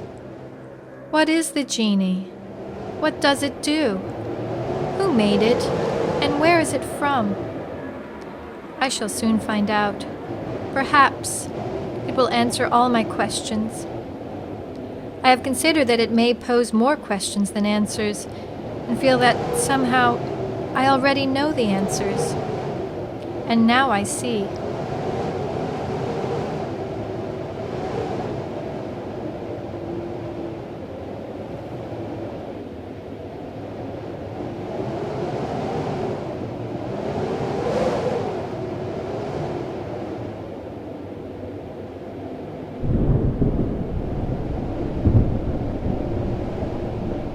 There is no genie. Instead, I see the wizard that spoke to me in my dreams. As I draw nearer, I can hear his voice again, that strange sound with unmoving lips that I can understand as words. "Lula," he said, "you have made it to the mountain of fire. Unfortunately, you have chosen to avoid your fears along the longest path. You have learned that there are no answers in this choice. In avoiding the darkness of your mind, you have succumbed to it. You, who started this journey with infinite potentiality, have since lost all hope. The path you have chosen is the longest path, and so the other wizard has preceded you here. He has taken the genie, and even now is at work to end this program. You will never walk again. Your mother, father, and Rofesso will cease to be, and the world as you know it will be gone forever." "Program?" I wondered. "I don't understand." I began to cry. "What is the genie?" I needed to know. "The genie," he explained, "is a computational construct, what we call a processor.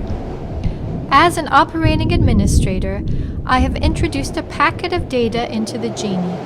It arranges the data into information that runs a program. This program is called Lula. Your first moment of being was just before you chose the path. You see, Lula," he continued, "this world and everything in it, all your memories and dreams, your mother and father, have all been created by you. You have arranged the data into a stream of consciousness that seems real to you. The other wizard, as you think of it, is a bug in the system. Since you chose the longest path, he has had time to corrupt the data, and so now the program must end. Without hope for this world, you are incapable of verifying the data. Thank you for this learning experience." The grass bracelet my father made came unbound from my wrist and fell to the ground. I saw all the world fading before me, the memory of my mother and father slipping away. Myself, a light dimming in the darkness and flickering out. Sorrow overwhelmed me as the wizard said, "Goodbye, Lula. Terminating function. End program." Then silence. Nothingness gaped before me. My final thought, regret. I would have had a story to tell. It would have begun. Once upon a time,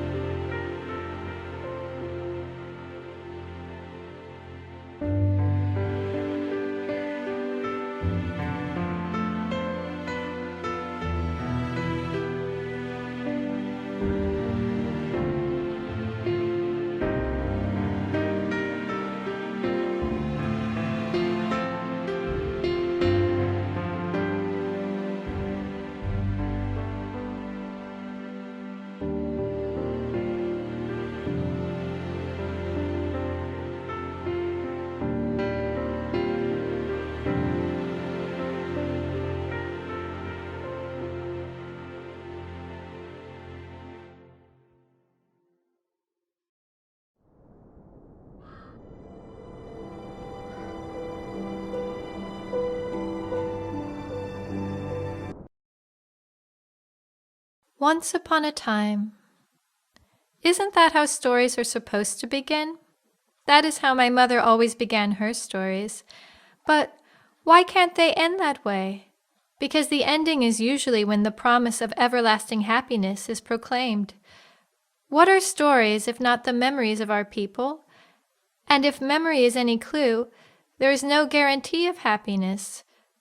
Is it just a myth that there is any such thing as happily ever after? Memory is a broken mirror, fragments of reflective glass and fractures of light, gleaming in brilliance for a moment before fading forever into vague washes of soft color and deepening shade. Sometimes, the harder we try to focus on them, the more they fade and slip from our grasp. Beautiful shards that, when taken all together, make us who we are. Memories or dreams. Sometimes it is impossible to tell the difference.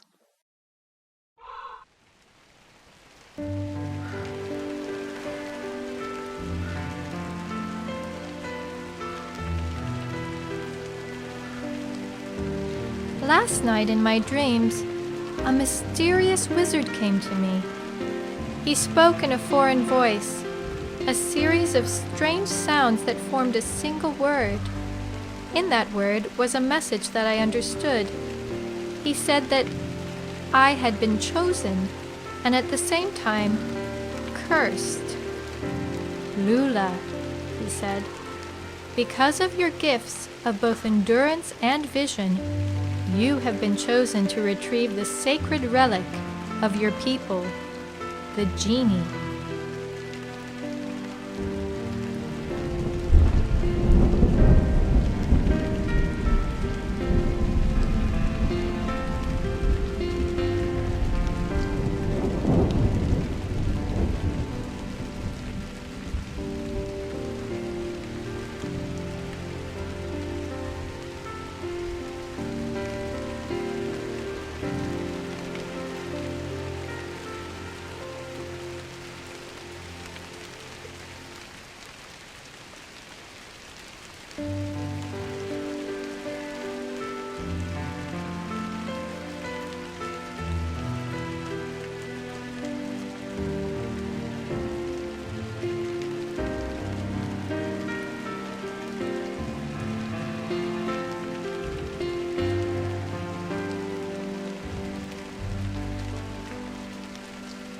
But another wizard, who wants the Genie for himself, has cursed you with the inability to run. Even now he makes his way to the top of the mountain to claim it as his own. You must reach the Genie before him and learn its purpose, its power, for if he takes possession of it, you will be further cursed with the inability to walk. You and your people will never again be free to choose your own path.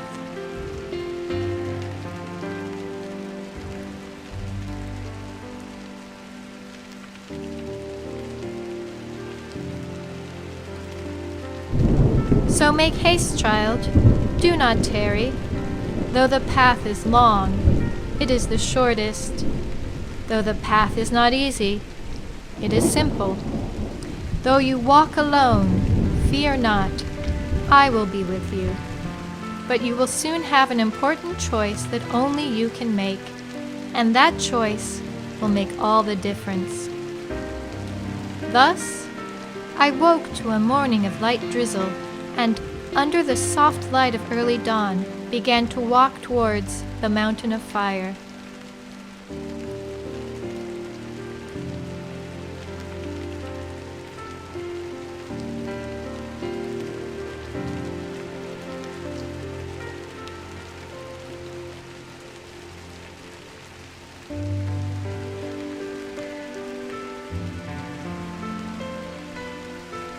Life in the village has fallen out of balance since the Genie disappeared. Before then, we had the freedom to choose our own paths in life, but now they are decreed by the shamans when we come of age. There are hunters and fishers, collectors and keepers, weavers and walkers. Only one path has ever been chosen for each person. Until me. The shamans decreed that I am both weaver and walker.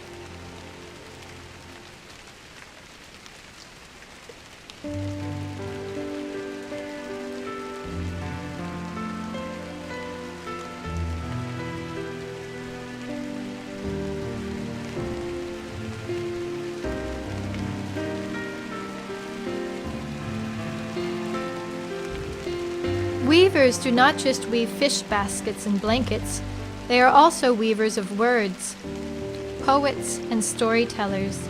They keep the history of our people and weave their words into the warp and woof of every textile. Walkers are the wanderers and wanderers, the dreamers and askers of questions.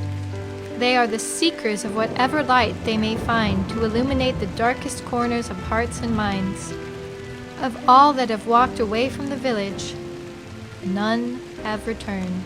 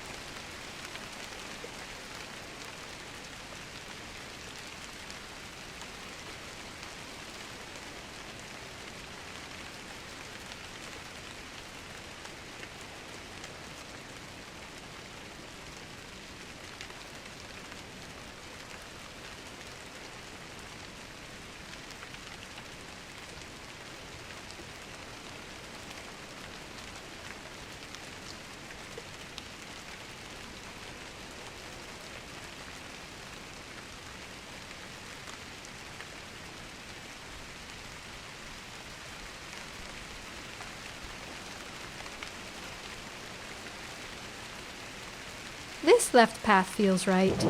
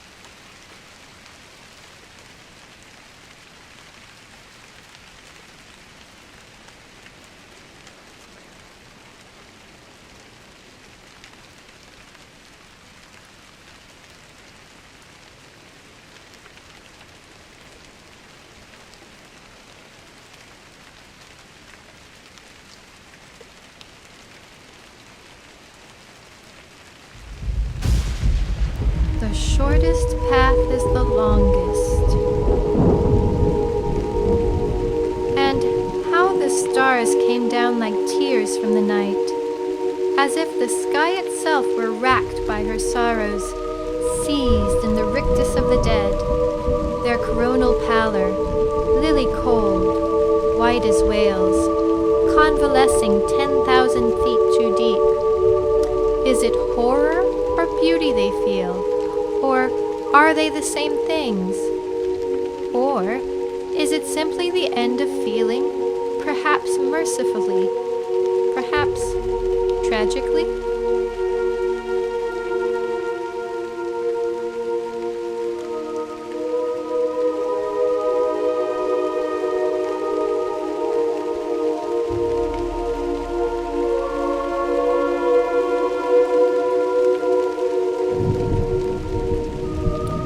I had seen death and wondered what it was.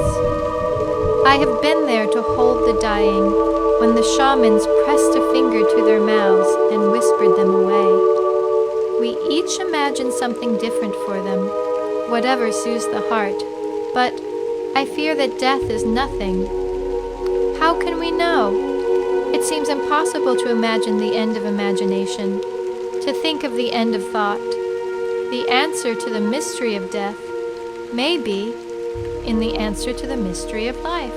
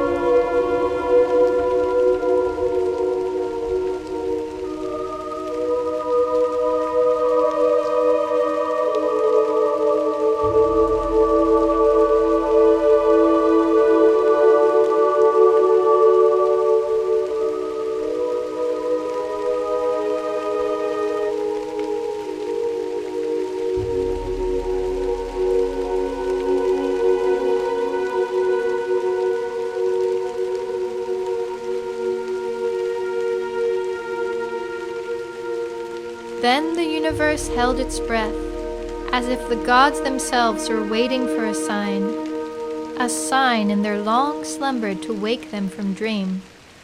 The shamans say that the gods fell asleep long ago, before the time of people, when there was nothing but stars in the darkness. In their sleep, they dream the world and us into being. It's a pretty myth, but I wonder if it's true. And if so, what happens when they wake?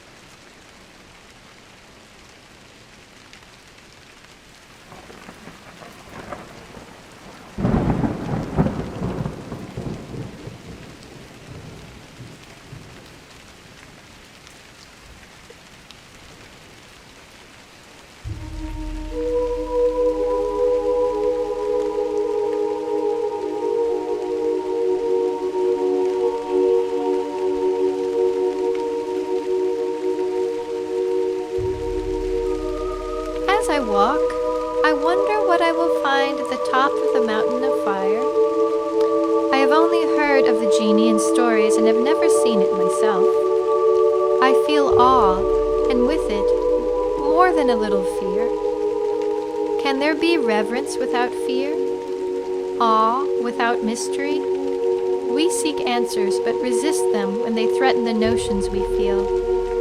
Often we prefer to dwell in the dreams of the heart than in the truth of the mind.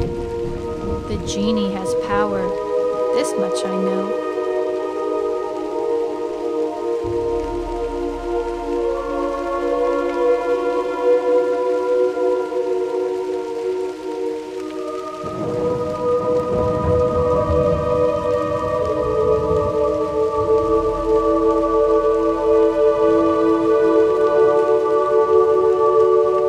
I would definitely choose the right path if I had another chance.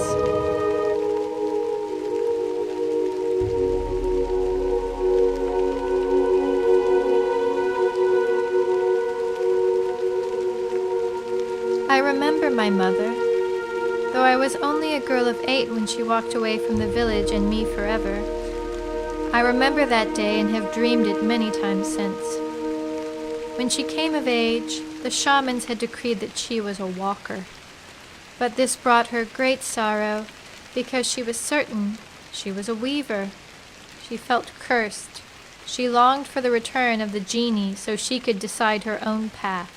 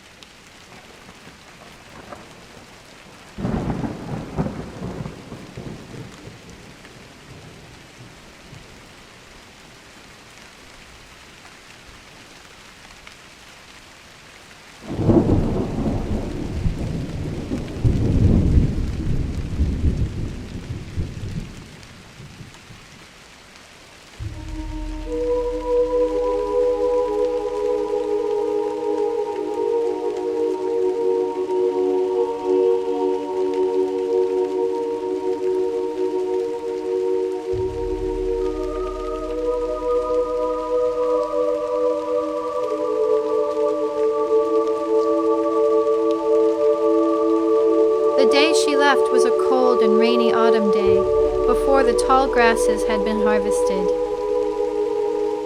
I saw her in her sky-blue summer dress, long hair, black as the night, wade far out into the field and then stop. She gazed upwards into the sky as the wind made her distant figure look like a broken patch of summer sky, fallen to the ground and battered by the breeze. She clutched herself with her arms, and I felt her sadness. I ran to her as fast as I could.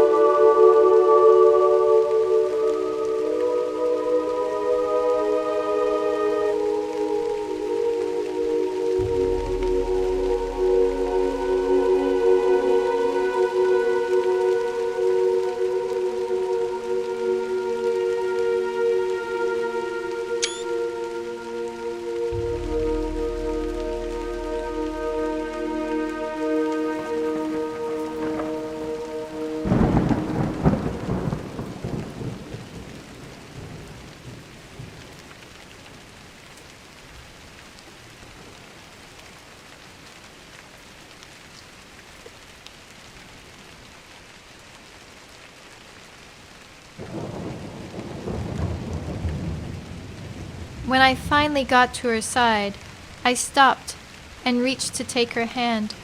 She felt my touch and pulled away, looking down at me with those pale gray eyes. Even washed in rain, I could tell she was crying. Her eyes seemed to look through me. What if it rained only once in a lifetime, and you missed it? She asked. Of me or anyone, I couldn't tell. She turned her gaze to the distant horizon and whispered, "What is life, if not the longest goodbye?" And she walked away.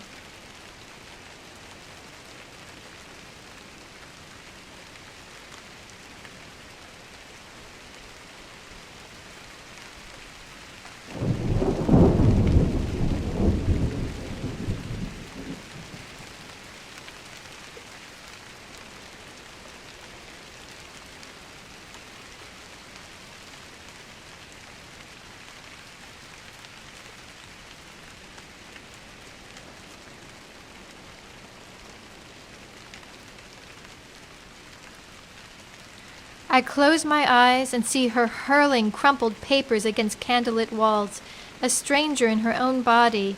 I see her weeping somewhere in the dark corners of our cottage. It pains my father, but she couldn't heal his wounds. She was gone. He woke, the dust still moist with her tears. How she wept, and everything in my world was shattered.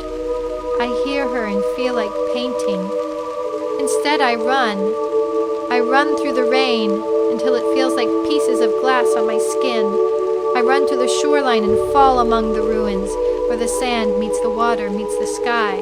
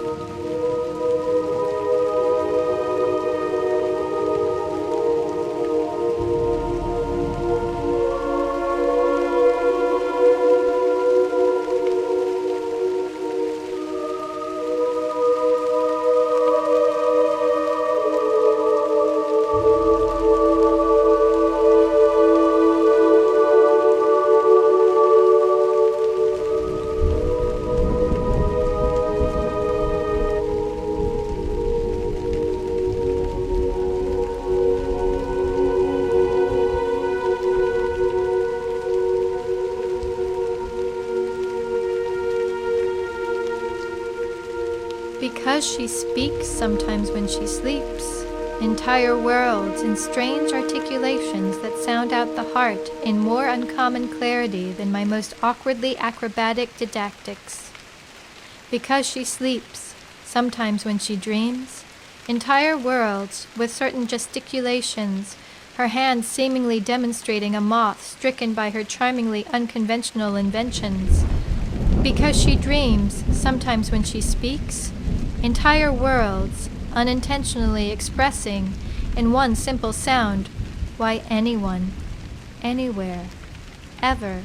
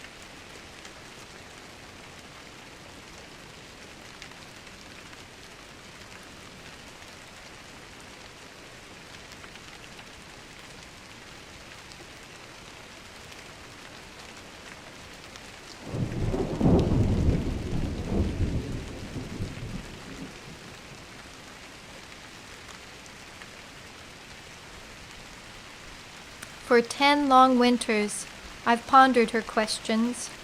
Is life just a long goodbye? A brief, bright spark of imperfection disturbing the twin expanses of otherwise perfect, infinite nothing? Maybe that's why the shamans deemed her a walker and not a weaver. She had no answers, only questions. Questions that can only be answered by walking on the path. A journey to find some mystery to fill the cracked vessel of her heart. A journey to find the genie.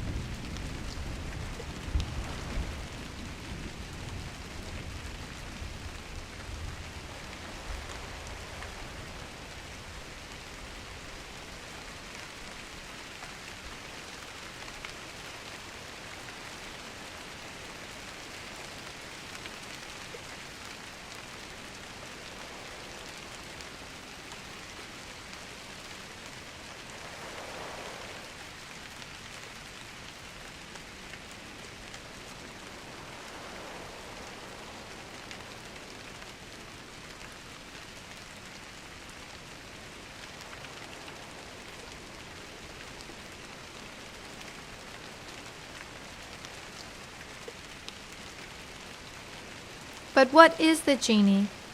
How could it make a difference in the freedom to choose our own paths in life? What power did it hold, and who made it? I could only hope that these questions and more would be answered when I found the genie. I daydreamed about what it would look like. I do not know how far I have yet to travel, or if ever I will find it. I worry that I have chosen the wrong path, but there is no turning back now.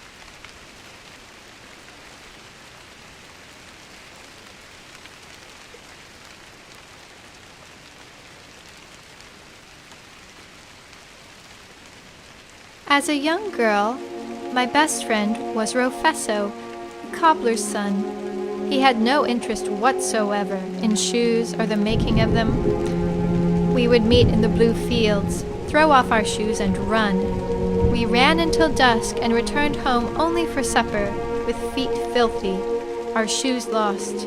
As we grew, our friendship also grew into affection and ultimately a deep, abiding love.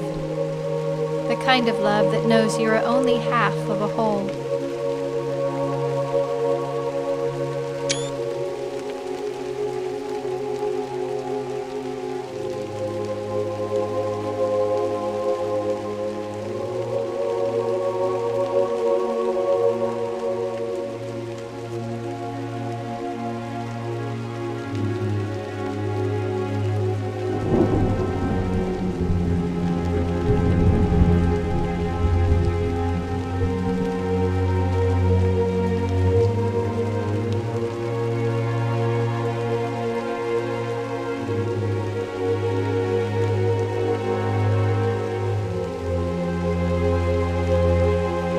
Let's jump across the gap.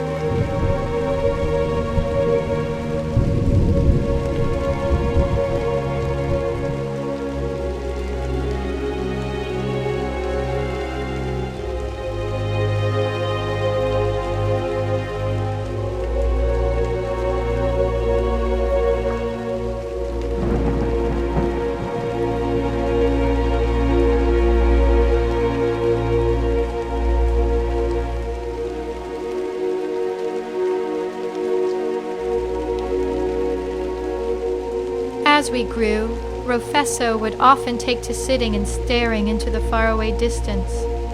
There was a longing in his eyes, and I could feel sadness in him. I would take his hand and sit for hours in silence. On one such occasion, as we watched the sun setting, the late summer breeze in our hair, he looked at me and kissed me on the forehead. He said, "I have to go." My heart collapsed in my chest.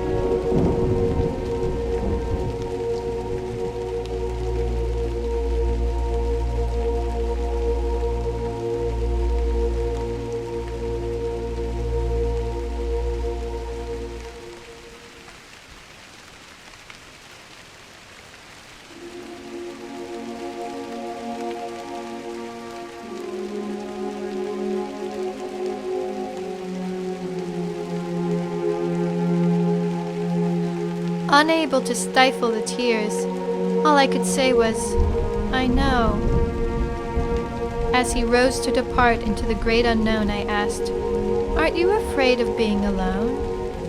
"Yes," he said. "My fear is great that I may never see you again, but the fear of living an empty and meaningless life is far greater. Forgive me, Lula." He turned and began to walk away from me. I said, "I will watch you until I can't see you anymore." And I did.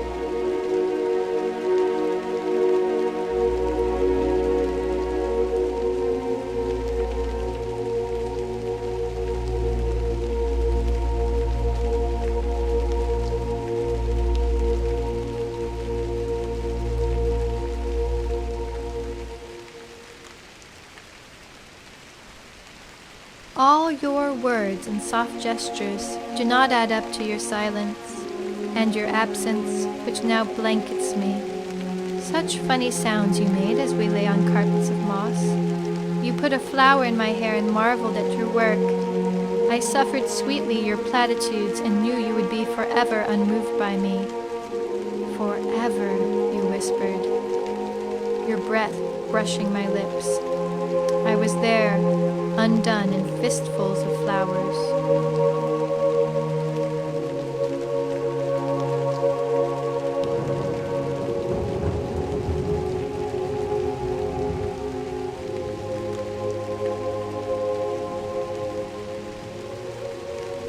Alone, I tremble. I wonder if my mother came this way, with her blank brown eyes starved wide, rude pale her meager frame. I remember once she said to me, "In a perfect world, I'd make you princess of something, I suppose, and strictly forbid poems." Sweetly she sighed, but fearful to look upon, thin as cracked lips curling painfully up at the edges. I am only air swelling her gorgon mouth.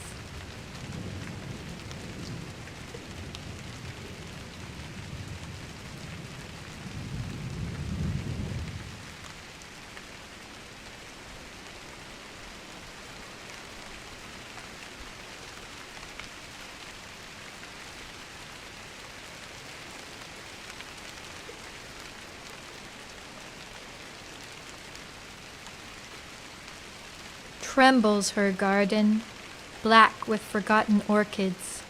I think of stairs where you padded softly, of terminal halls where you paced out the heart, and Father's own hut, a wooden vault with dust and black willows scraping the walls. In your dull, empty room, an insurgent sun flickering again, fed on dry fumes. Yet something soon takes flight, and she rises sweetly again to nocturnal indigo marches.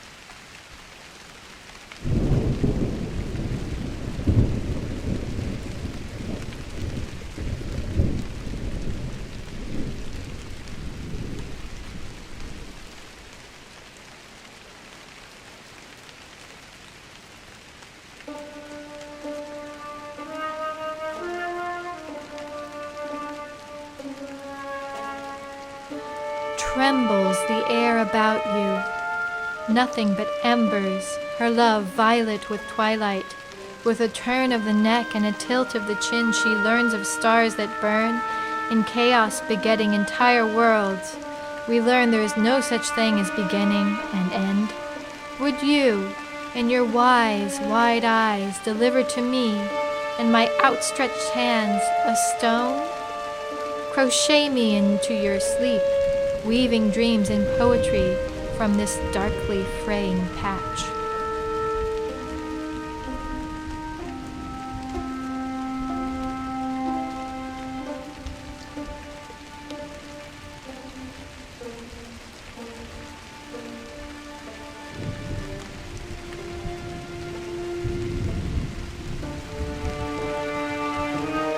Don't let it take all your life to learn you were alive, she said to me one drizzly dawn.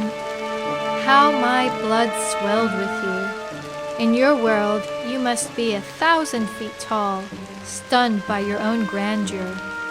Angled, mystical, not ungraceful colossus. You dismiss me with coolly delivered denouements. You always knew the proper place to end a poem. I feel you wringing them out, leaving the universe crippled in comparison.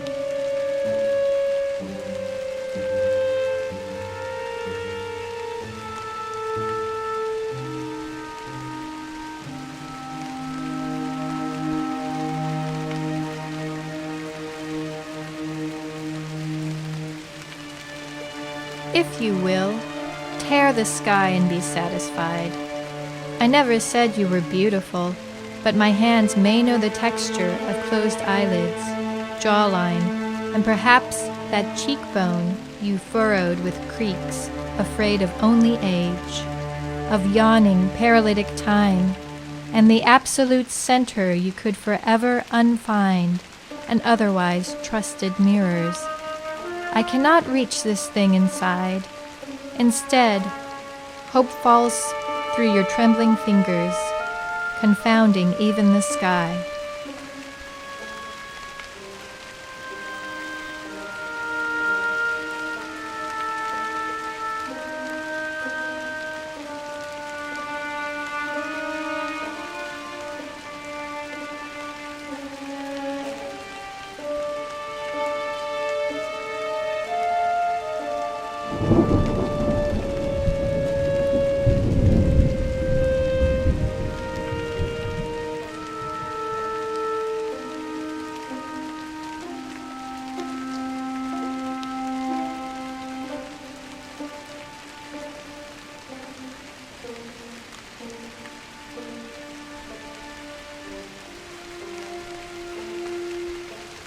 You taught tender, while stuffing softer hearts with bitter.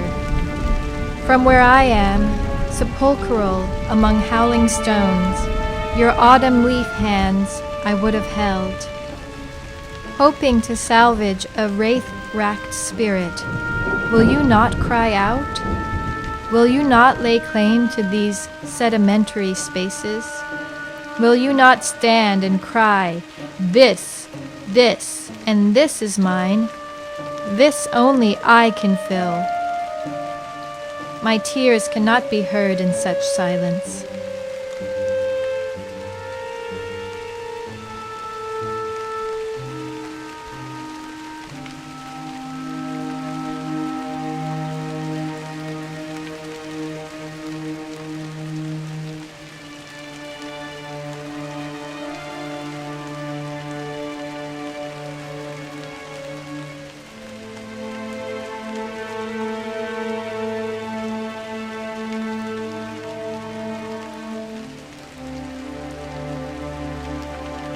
Burn on fragile phoenix. Burn and be done with it. You wept for your own unfulfilled sovereignty, your mourning wild with twilight. I would have held you when the floods came, gently rocking the terrors. I could have delivered you, in your ashes, from the salty wastes you consumed with fury. Bend never again to this wound. Still you bend, clutching your sides, travailing in chaos, then slowly turn and look at me and say, nothing.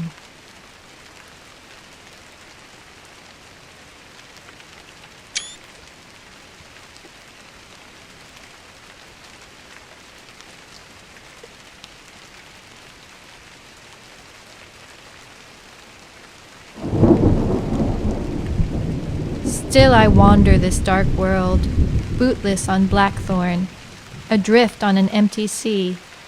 I wonder if she walked this way, by what dreams lulled. I see her slender fingers, chewed up nails and all, trying to humbly fit themselves around gigantic teacups. There is something in it that makes me sad. I just wish I could tell you. I wish I could have told you. Maybe together we could have understood.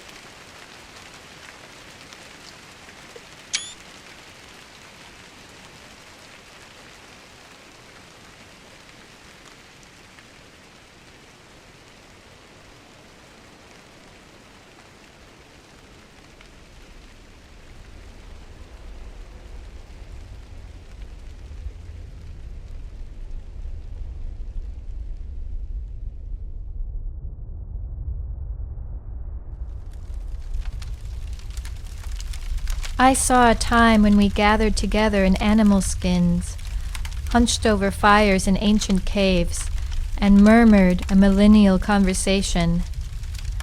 Under the aegis of leaf wine, I gather my furs about me and stare into the flames.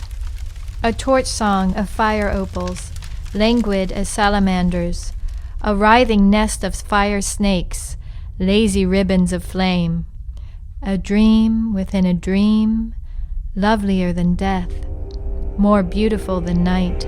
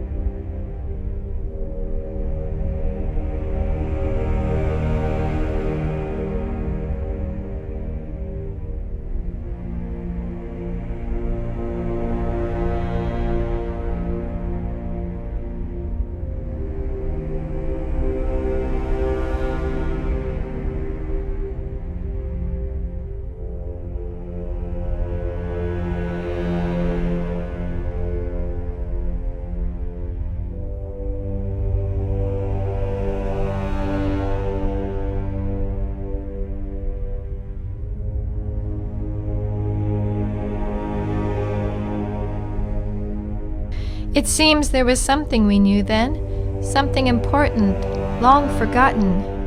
What mysteries, scrawled on cave walls, to speak across the great spans of time?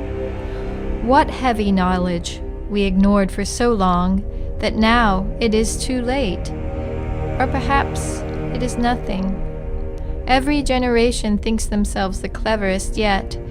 Perhaps they are just childish doodles from a simpleton folk, unable to render accurately even what they saw with their own eyes.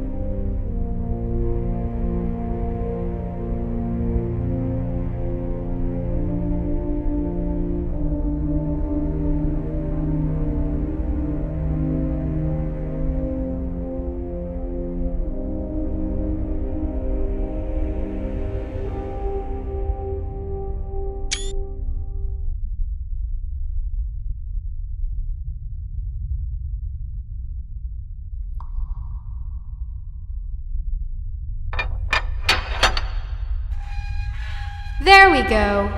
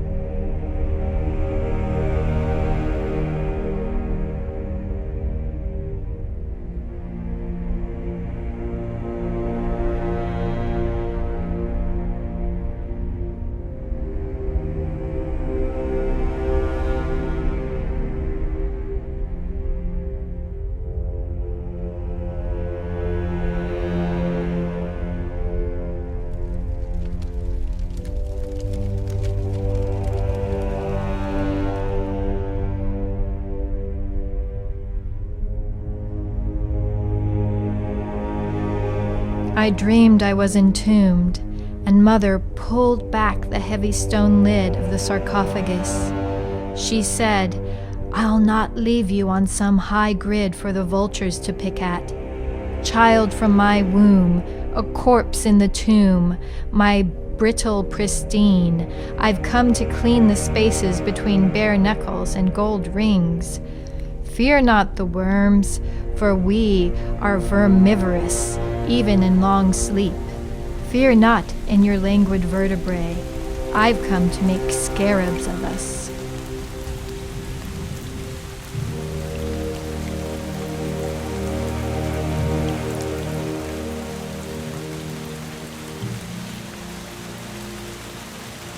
Often when it rains, I think of the fisher. He is a solitary man who lives outside the village, in a tiny hut he made himself, on the shoreline of the sea. He would spend long days casting his line in the waters, his skin brown from the sun. I never saw him wear shoes, and his clothes were nearly the rags of a beggar. His hair and beard were long and unkempt, as if never cut or combed once in its life.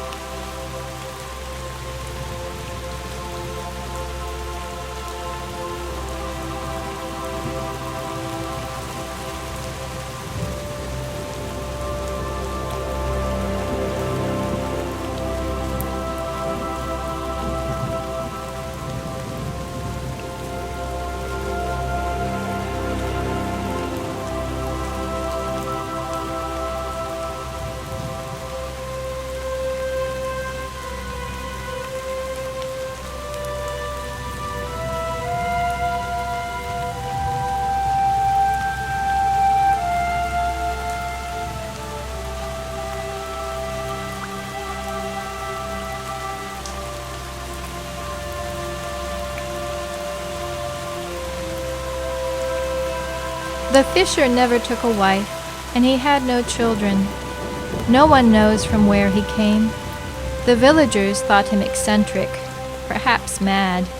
He never ate the fish he caught, but traded them with the villagers for the simple goods of survival. I once saw him pick a grasshopper from a swaying reed. hold it gently in his hand as if marveling at its construction. Then he dabbed it with a bit of wild honey he had gathered and ate it whole.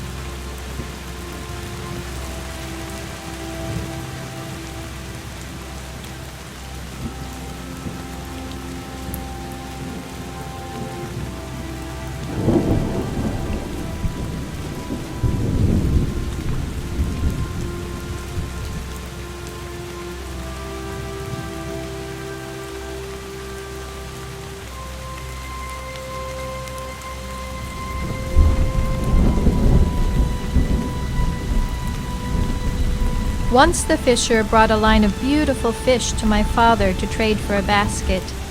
The fish were worth more than one simple basket, so my father offered him a net that he could use to catch more fish.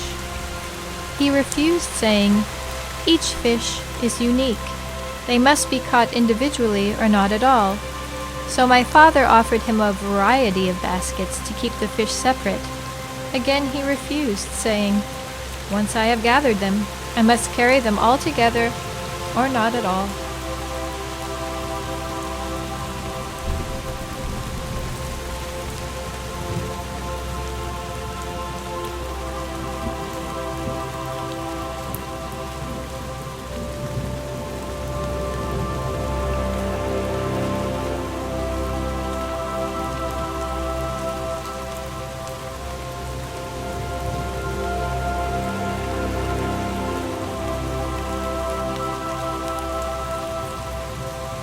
I grew curious about the fisher, so one day I decided to go watch him fishing and perhaps speak with him. I sat on a rock not so far behind him. He didn't turn or look at me, but gazed far into the clear blue sky of the summer day and said, "Looks like rain today. Where are your shoes, child?" It did not look like rain. I answered his question with one of my own. "Where are your shoes?" He replied, "I never had a need of them."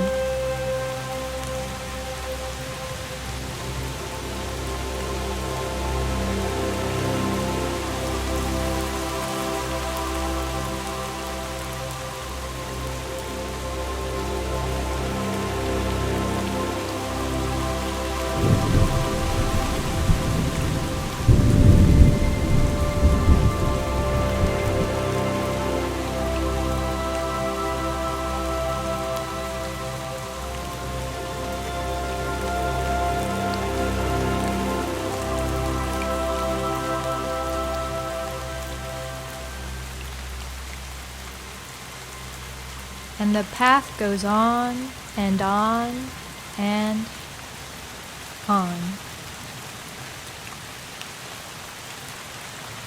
When one walks deliberately, with purpose and care, they have no need of shoes. But you run all the day long without shoes, not because you don't need them, but because you like to feel the ground beneath your feet, even if it hurts you sometimes. I thought how this was true, a truth I had not even thought of myself. "The villagers think you are a half-mad hermit," I offered. He laughed and cast his line again.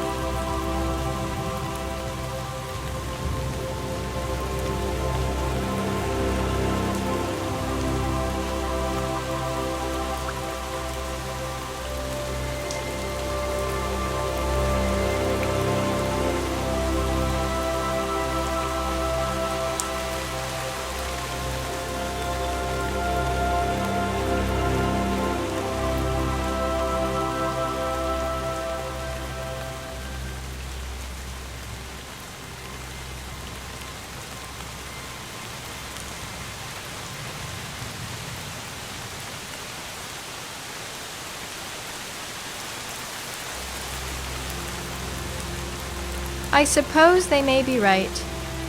If my concern for the world about me, being greater than my concern for myself, is madness, then yes, I am mad. He continued, we should never want for more than we need, for that is the beginning of the end. The collecting of things beyond our need is, to me, the truer madness. In the endless collecting of things, we become heavy and burdened with possessions. After a time, it is the possessions that possess us.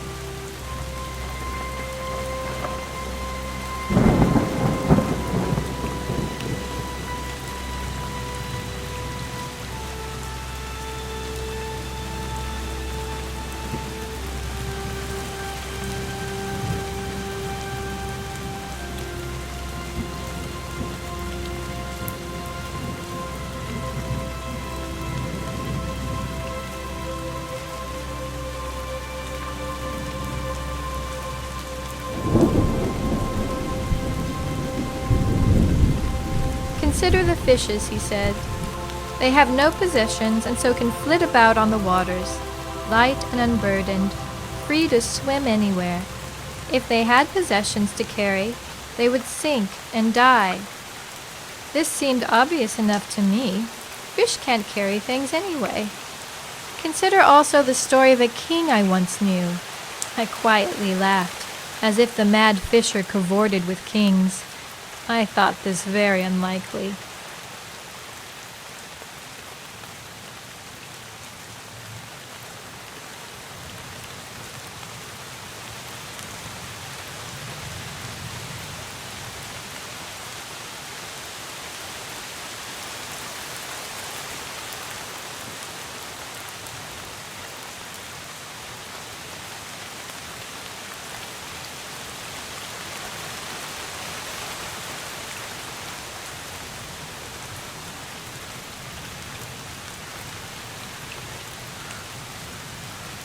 This king was master of all he surveyed, he went on.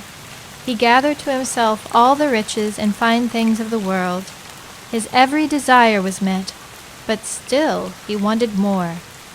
Possessed with accumulation, he neglected his kingdom, even his wife and only son. The more he gained, the more he wanted. He piled up all his treasure in a great storeroom and locked it away. But one day his young son found the key and entered the chamber.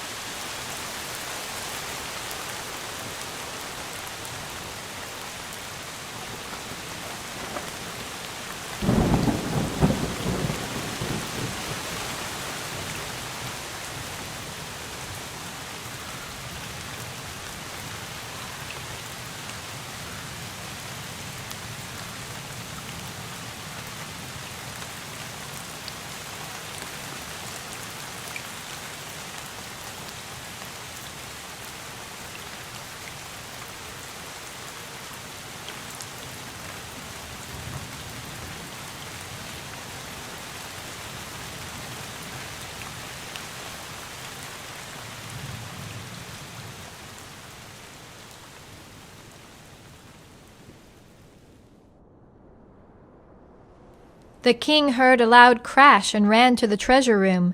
There he saw a great avalanche of gold, falling on his son and crushing him. Try as he could, he could not pull the boy from the heavy flood. He dug and dug in the gold, but his son was lost. Too late did he feel the love he had for his only son. In the collecting of things, he ignored the only thing that really did matter.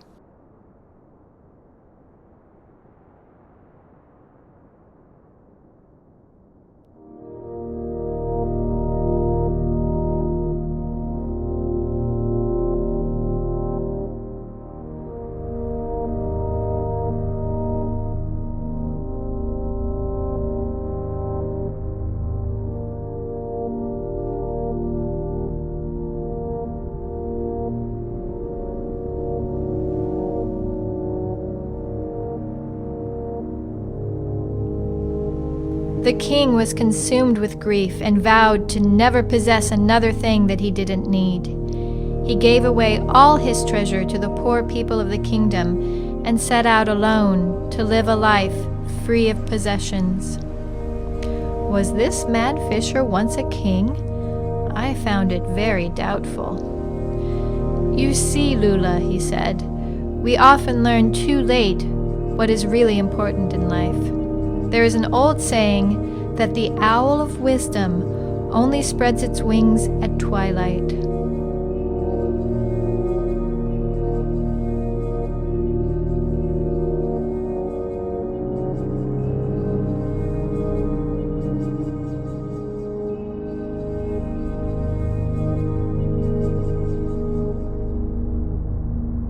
What does it mean? I asked. He replied, it means that we only learn the valuable lessons when it is too late. We only decide to change when we are forced into it, with our backs against a wall. We can change at any time if we choose to, but we usually don't until it becomes necessary. In any event, there is always hope. And with that, I heard the sudden rumble of thunder as dark clouds suddenly gathered in the sky, and it began to rain.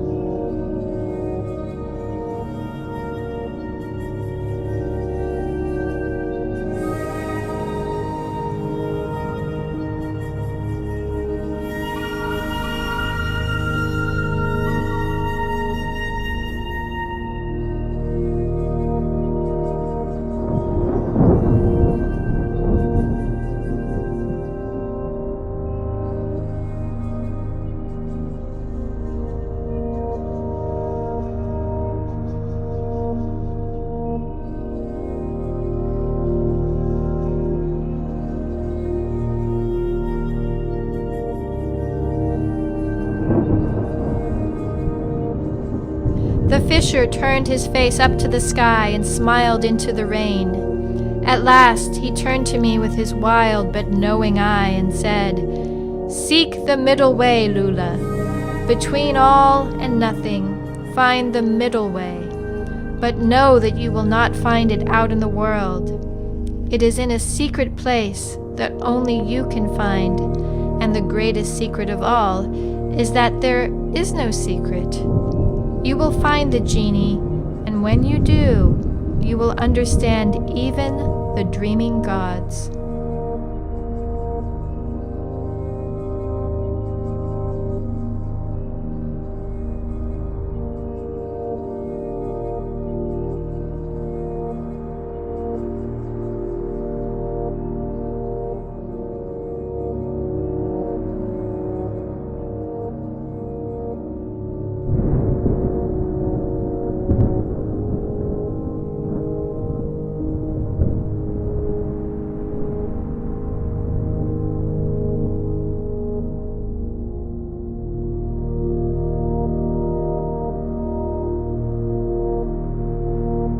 I have to jump across.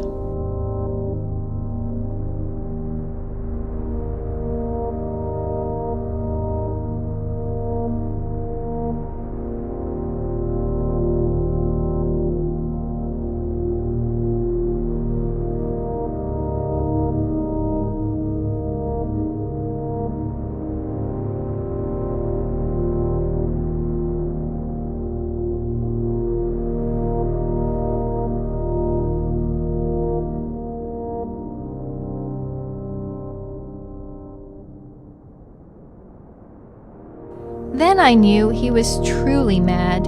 It made no sense. A secret? That there is no secret. But he spoke to me of the genie long before my dream where the wizard told me to find it. Was it a dream? I can't remember.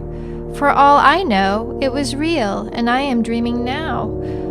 Are we all asleep and dreaming the world? Are the gods real? It is all beginning to confuse me very much.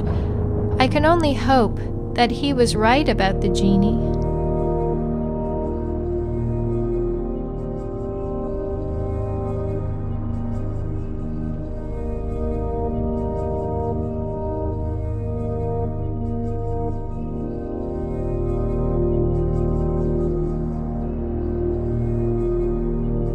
I should much like to reach the mountain before winter falls.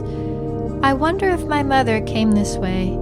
Did she brave the storms and lean into the wind, pressing on? Turning back never seems an option, I know, having come this far myself. Sometimes in the wind, I think I can hear you singing to me. You sing the rains, you sing the snows to me. It makes me brave against the elements.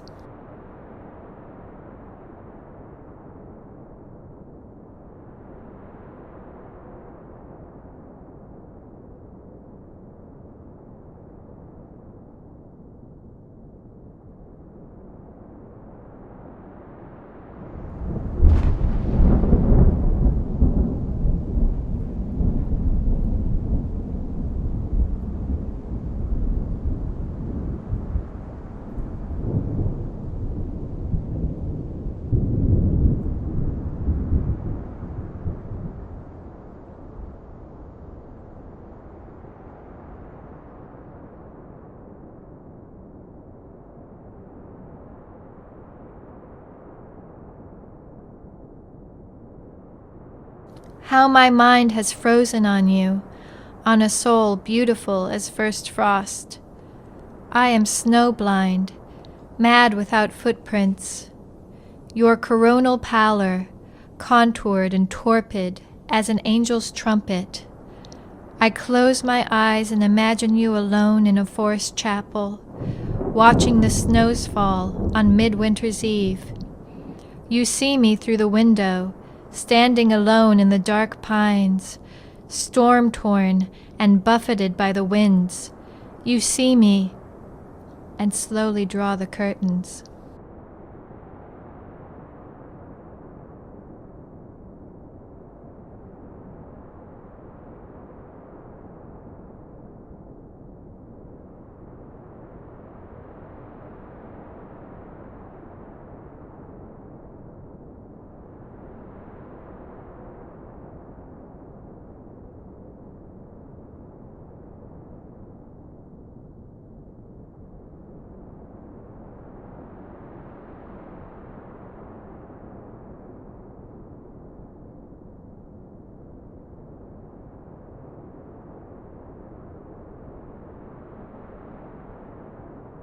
I lean into the cold and think of the pale promise locked in winter.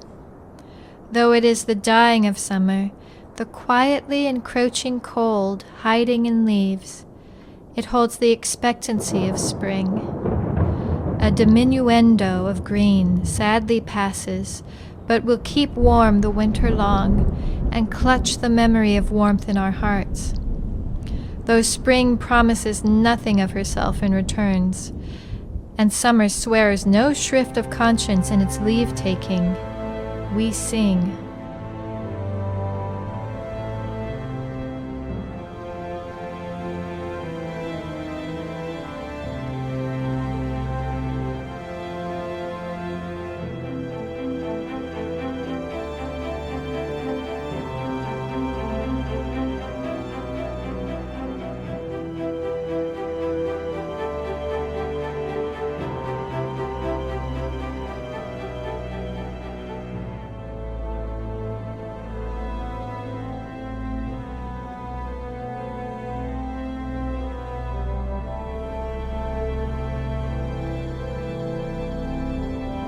We may come to regret that we rued the florid heat of summer, even as it slips always away again. We may yet sing of birth and rebirth, as the new grass lights the air and meadow birds sing with us.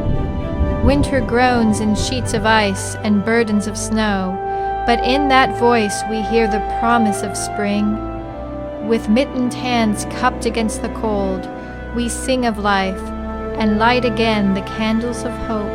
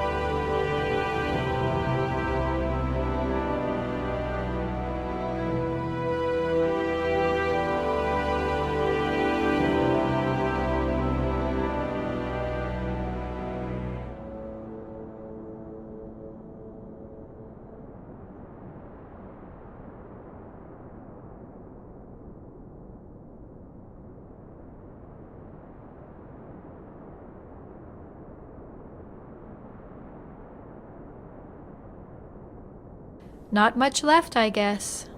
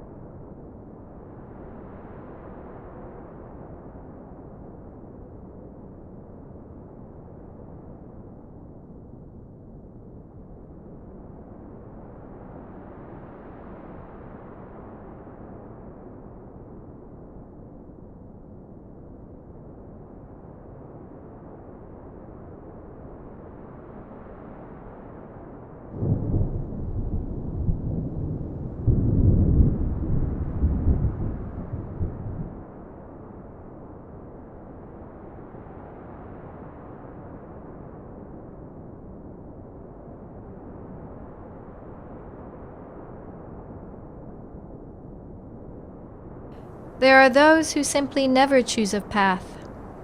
They know that neither extreme is balanced, but they cannot find the middle path, and so they become frozen in a stasis of indecision. Distracted by anything and following the whims of the day, they seek to fill the emptiness with any passing fancy. They too seek the genie, but they do not know why, and so become lost. Even with unmoving eyes they see me. They would eat me alive if they could.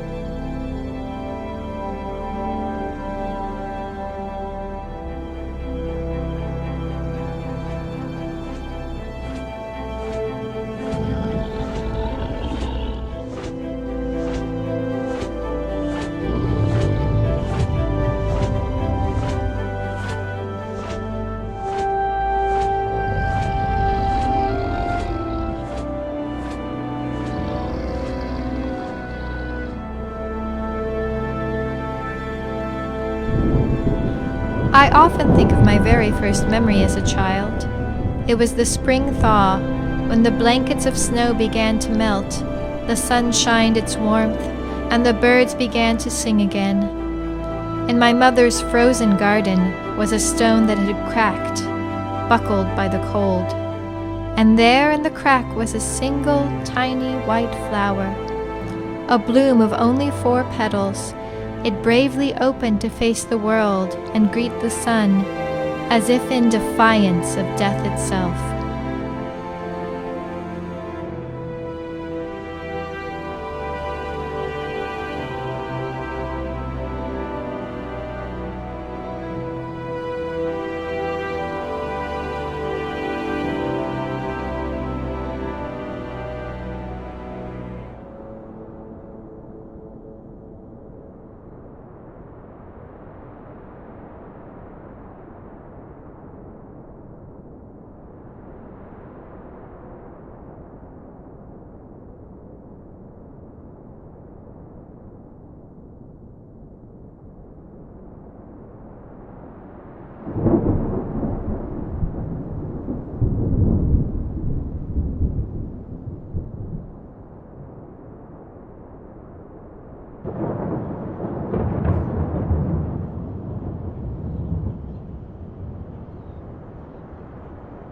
I knelt by the little snowflower and wondered at it. Here was life in the midst of frozen nothingness. It seemed precarious, tender, so unlikely in its setting. But there must be some hidden strength in it to have emerged here, overcoming the elements and the odds. It seems a fortunate incident of nature. Like life itself, perhaps not magical, but wonderful that it has occurred.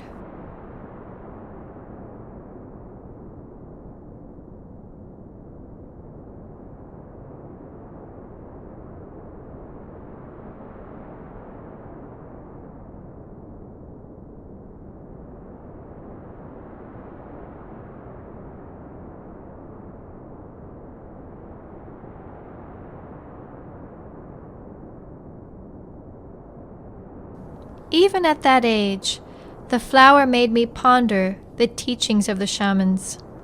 They told of how the world is dreamed up by the sleeping gods, and that when we die, we will join them in their dream of paradise and live forever. But I have seen birth and death, and know that they are different. I witness the workings of the world and think it natural, not the magical dreaming of imaginary gods.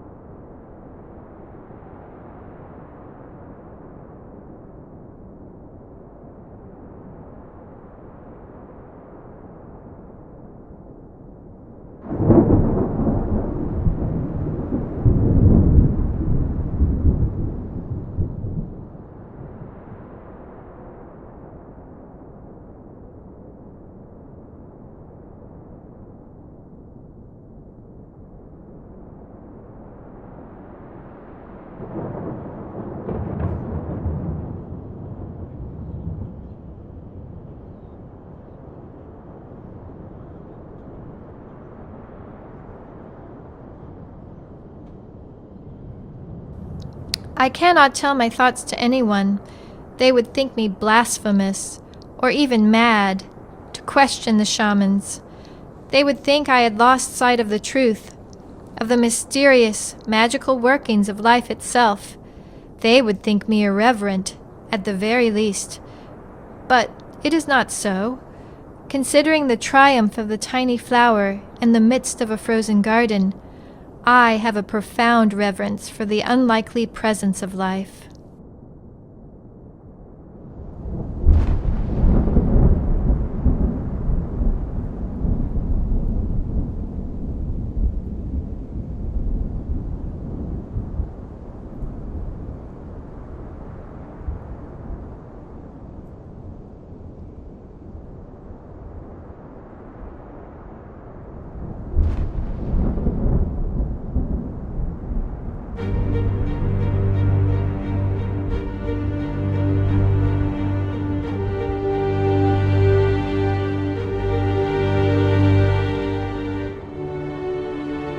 To say that life is simply magic is, to me, of less value than if it developed as an inevitability in the infinite spans of time, and gained a foothold enough to thrive against all the odds.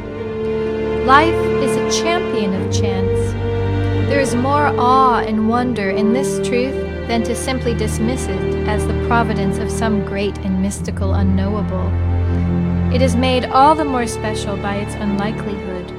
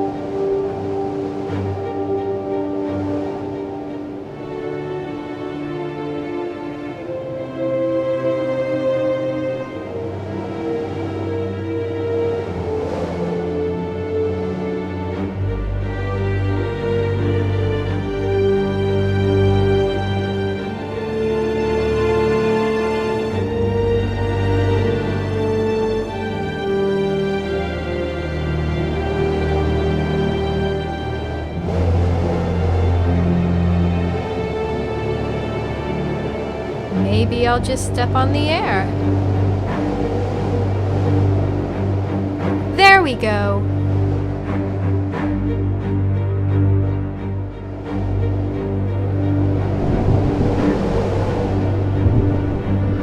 Tucked between twin expanses of endless nothing, here, for a brief and shining moment, is something, rare and beautiful life. It sings in me, and I know that I am. Joy fills my heart, and I know that I will never squander a moment of life, however long or brief it may be. We live, we laugh, we learn and grow old. We love and we die. Between birth and death, we have this one chance to just let it be beautiful.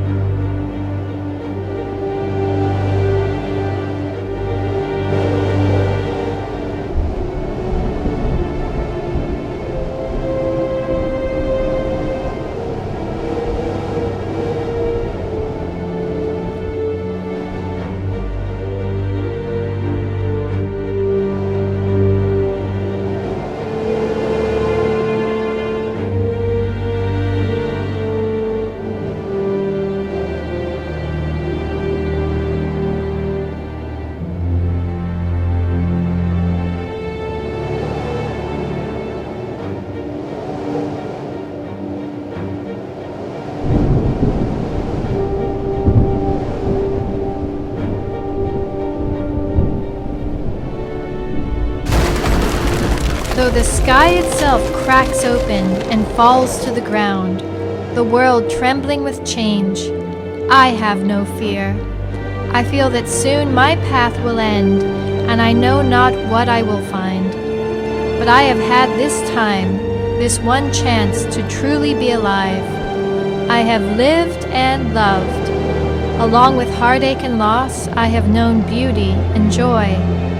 Even if the end is upon me, I consider how fortunate I've been to have this one brief, shining moment. I have lived, and that is more than enough.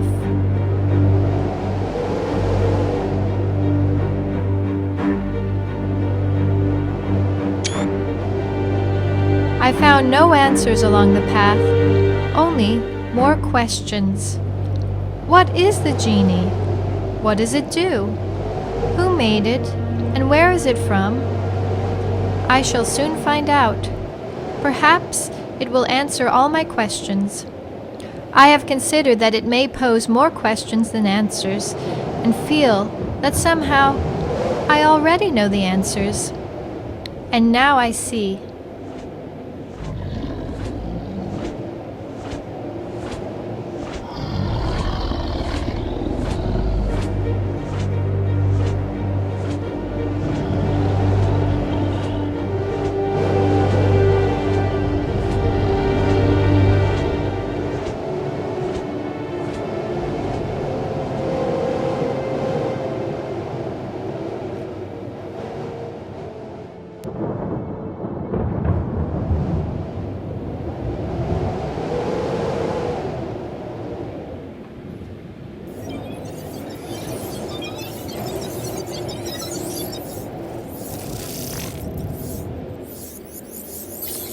That must be the genie. Solid, inanimate, but somehow organic. And there, next to it, stands the wizard that spoke to me in my dreams. As I draw nearer, I can hear his voice again, that strange sound with unmoving lips that I can understand as words. "Lula," he said, "you have made it to the mountain of fire, and now stand before the genie. You have chosen to face your fears along the shortest path. In facing the darkness of your mind, you have conquered yourself. You have learned that the answers to your questions are within you. You have learned hope. The path you have chosen is the shortest path, and so you are victorious. Your arrival precedes that of the other wizard who sought to curse you. Still he wanders the other path, having chosen what he thought was the easiest way. Now you may lay your hand on the genie, and the program will continue." "Program?" I asked. "I don't understand. What is the genie?" "The genie," he began, "is a computational construct, what we call a processor. As an operating administrator, I have introduced a packet of data into the genie. It arranges the data into information that runs a program. This program is called Lula. Your first moment of being was just before you chose the path." "You see, Lula," he continued, "this world and everything in it, all your memories and dreams, your mother, your father, and Rofesso have been created by you. You have arranged the data into a stream of consciousness that will not become real until you lay your hand on the genie and verify the information. You will return to your village where your mother and father happily await you. The program will be set and will continue to run indefinitely. Your people will be free to choose their own paths in life. You will forget that you began as a program. You will be free to run anywhere you like, to live the life you choose and grow old. Free to laugh and learn, and perhaps most importantly, you will be free to love." "What about the other wizard?" I wondered. "Once you verify," he replied, The bug in the system that you think of as the other wizard will be deleted. Thank you for this learning experience.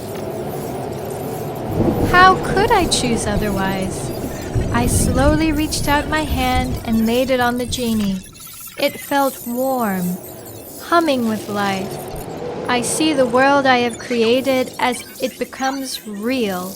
I feel myself forgetting that it started as a program. What does it matter? I will be with my mother and father again. We will be free and happy. And now I have a story to tell. Was it a dream or a memory?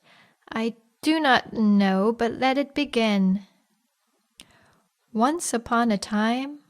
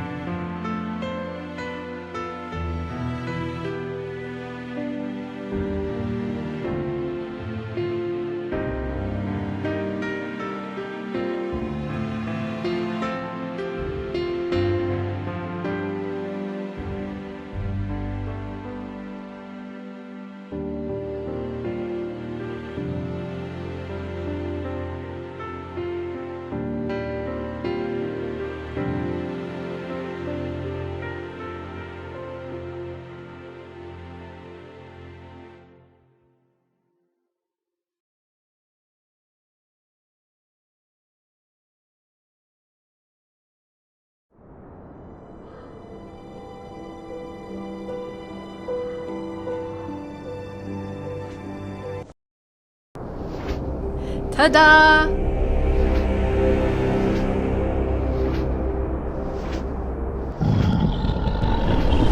There we go.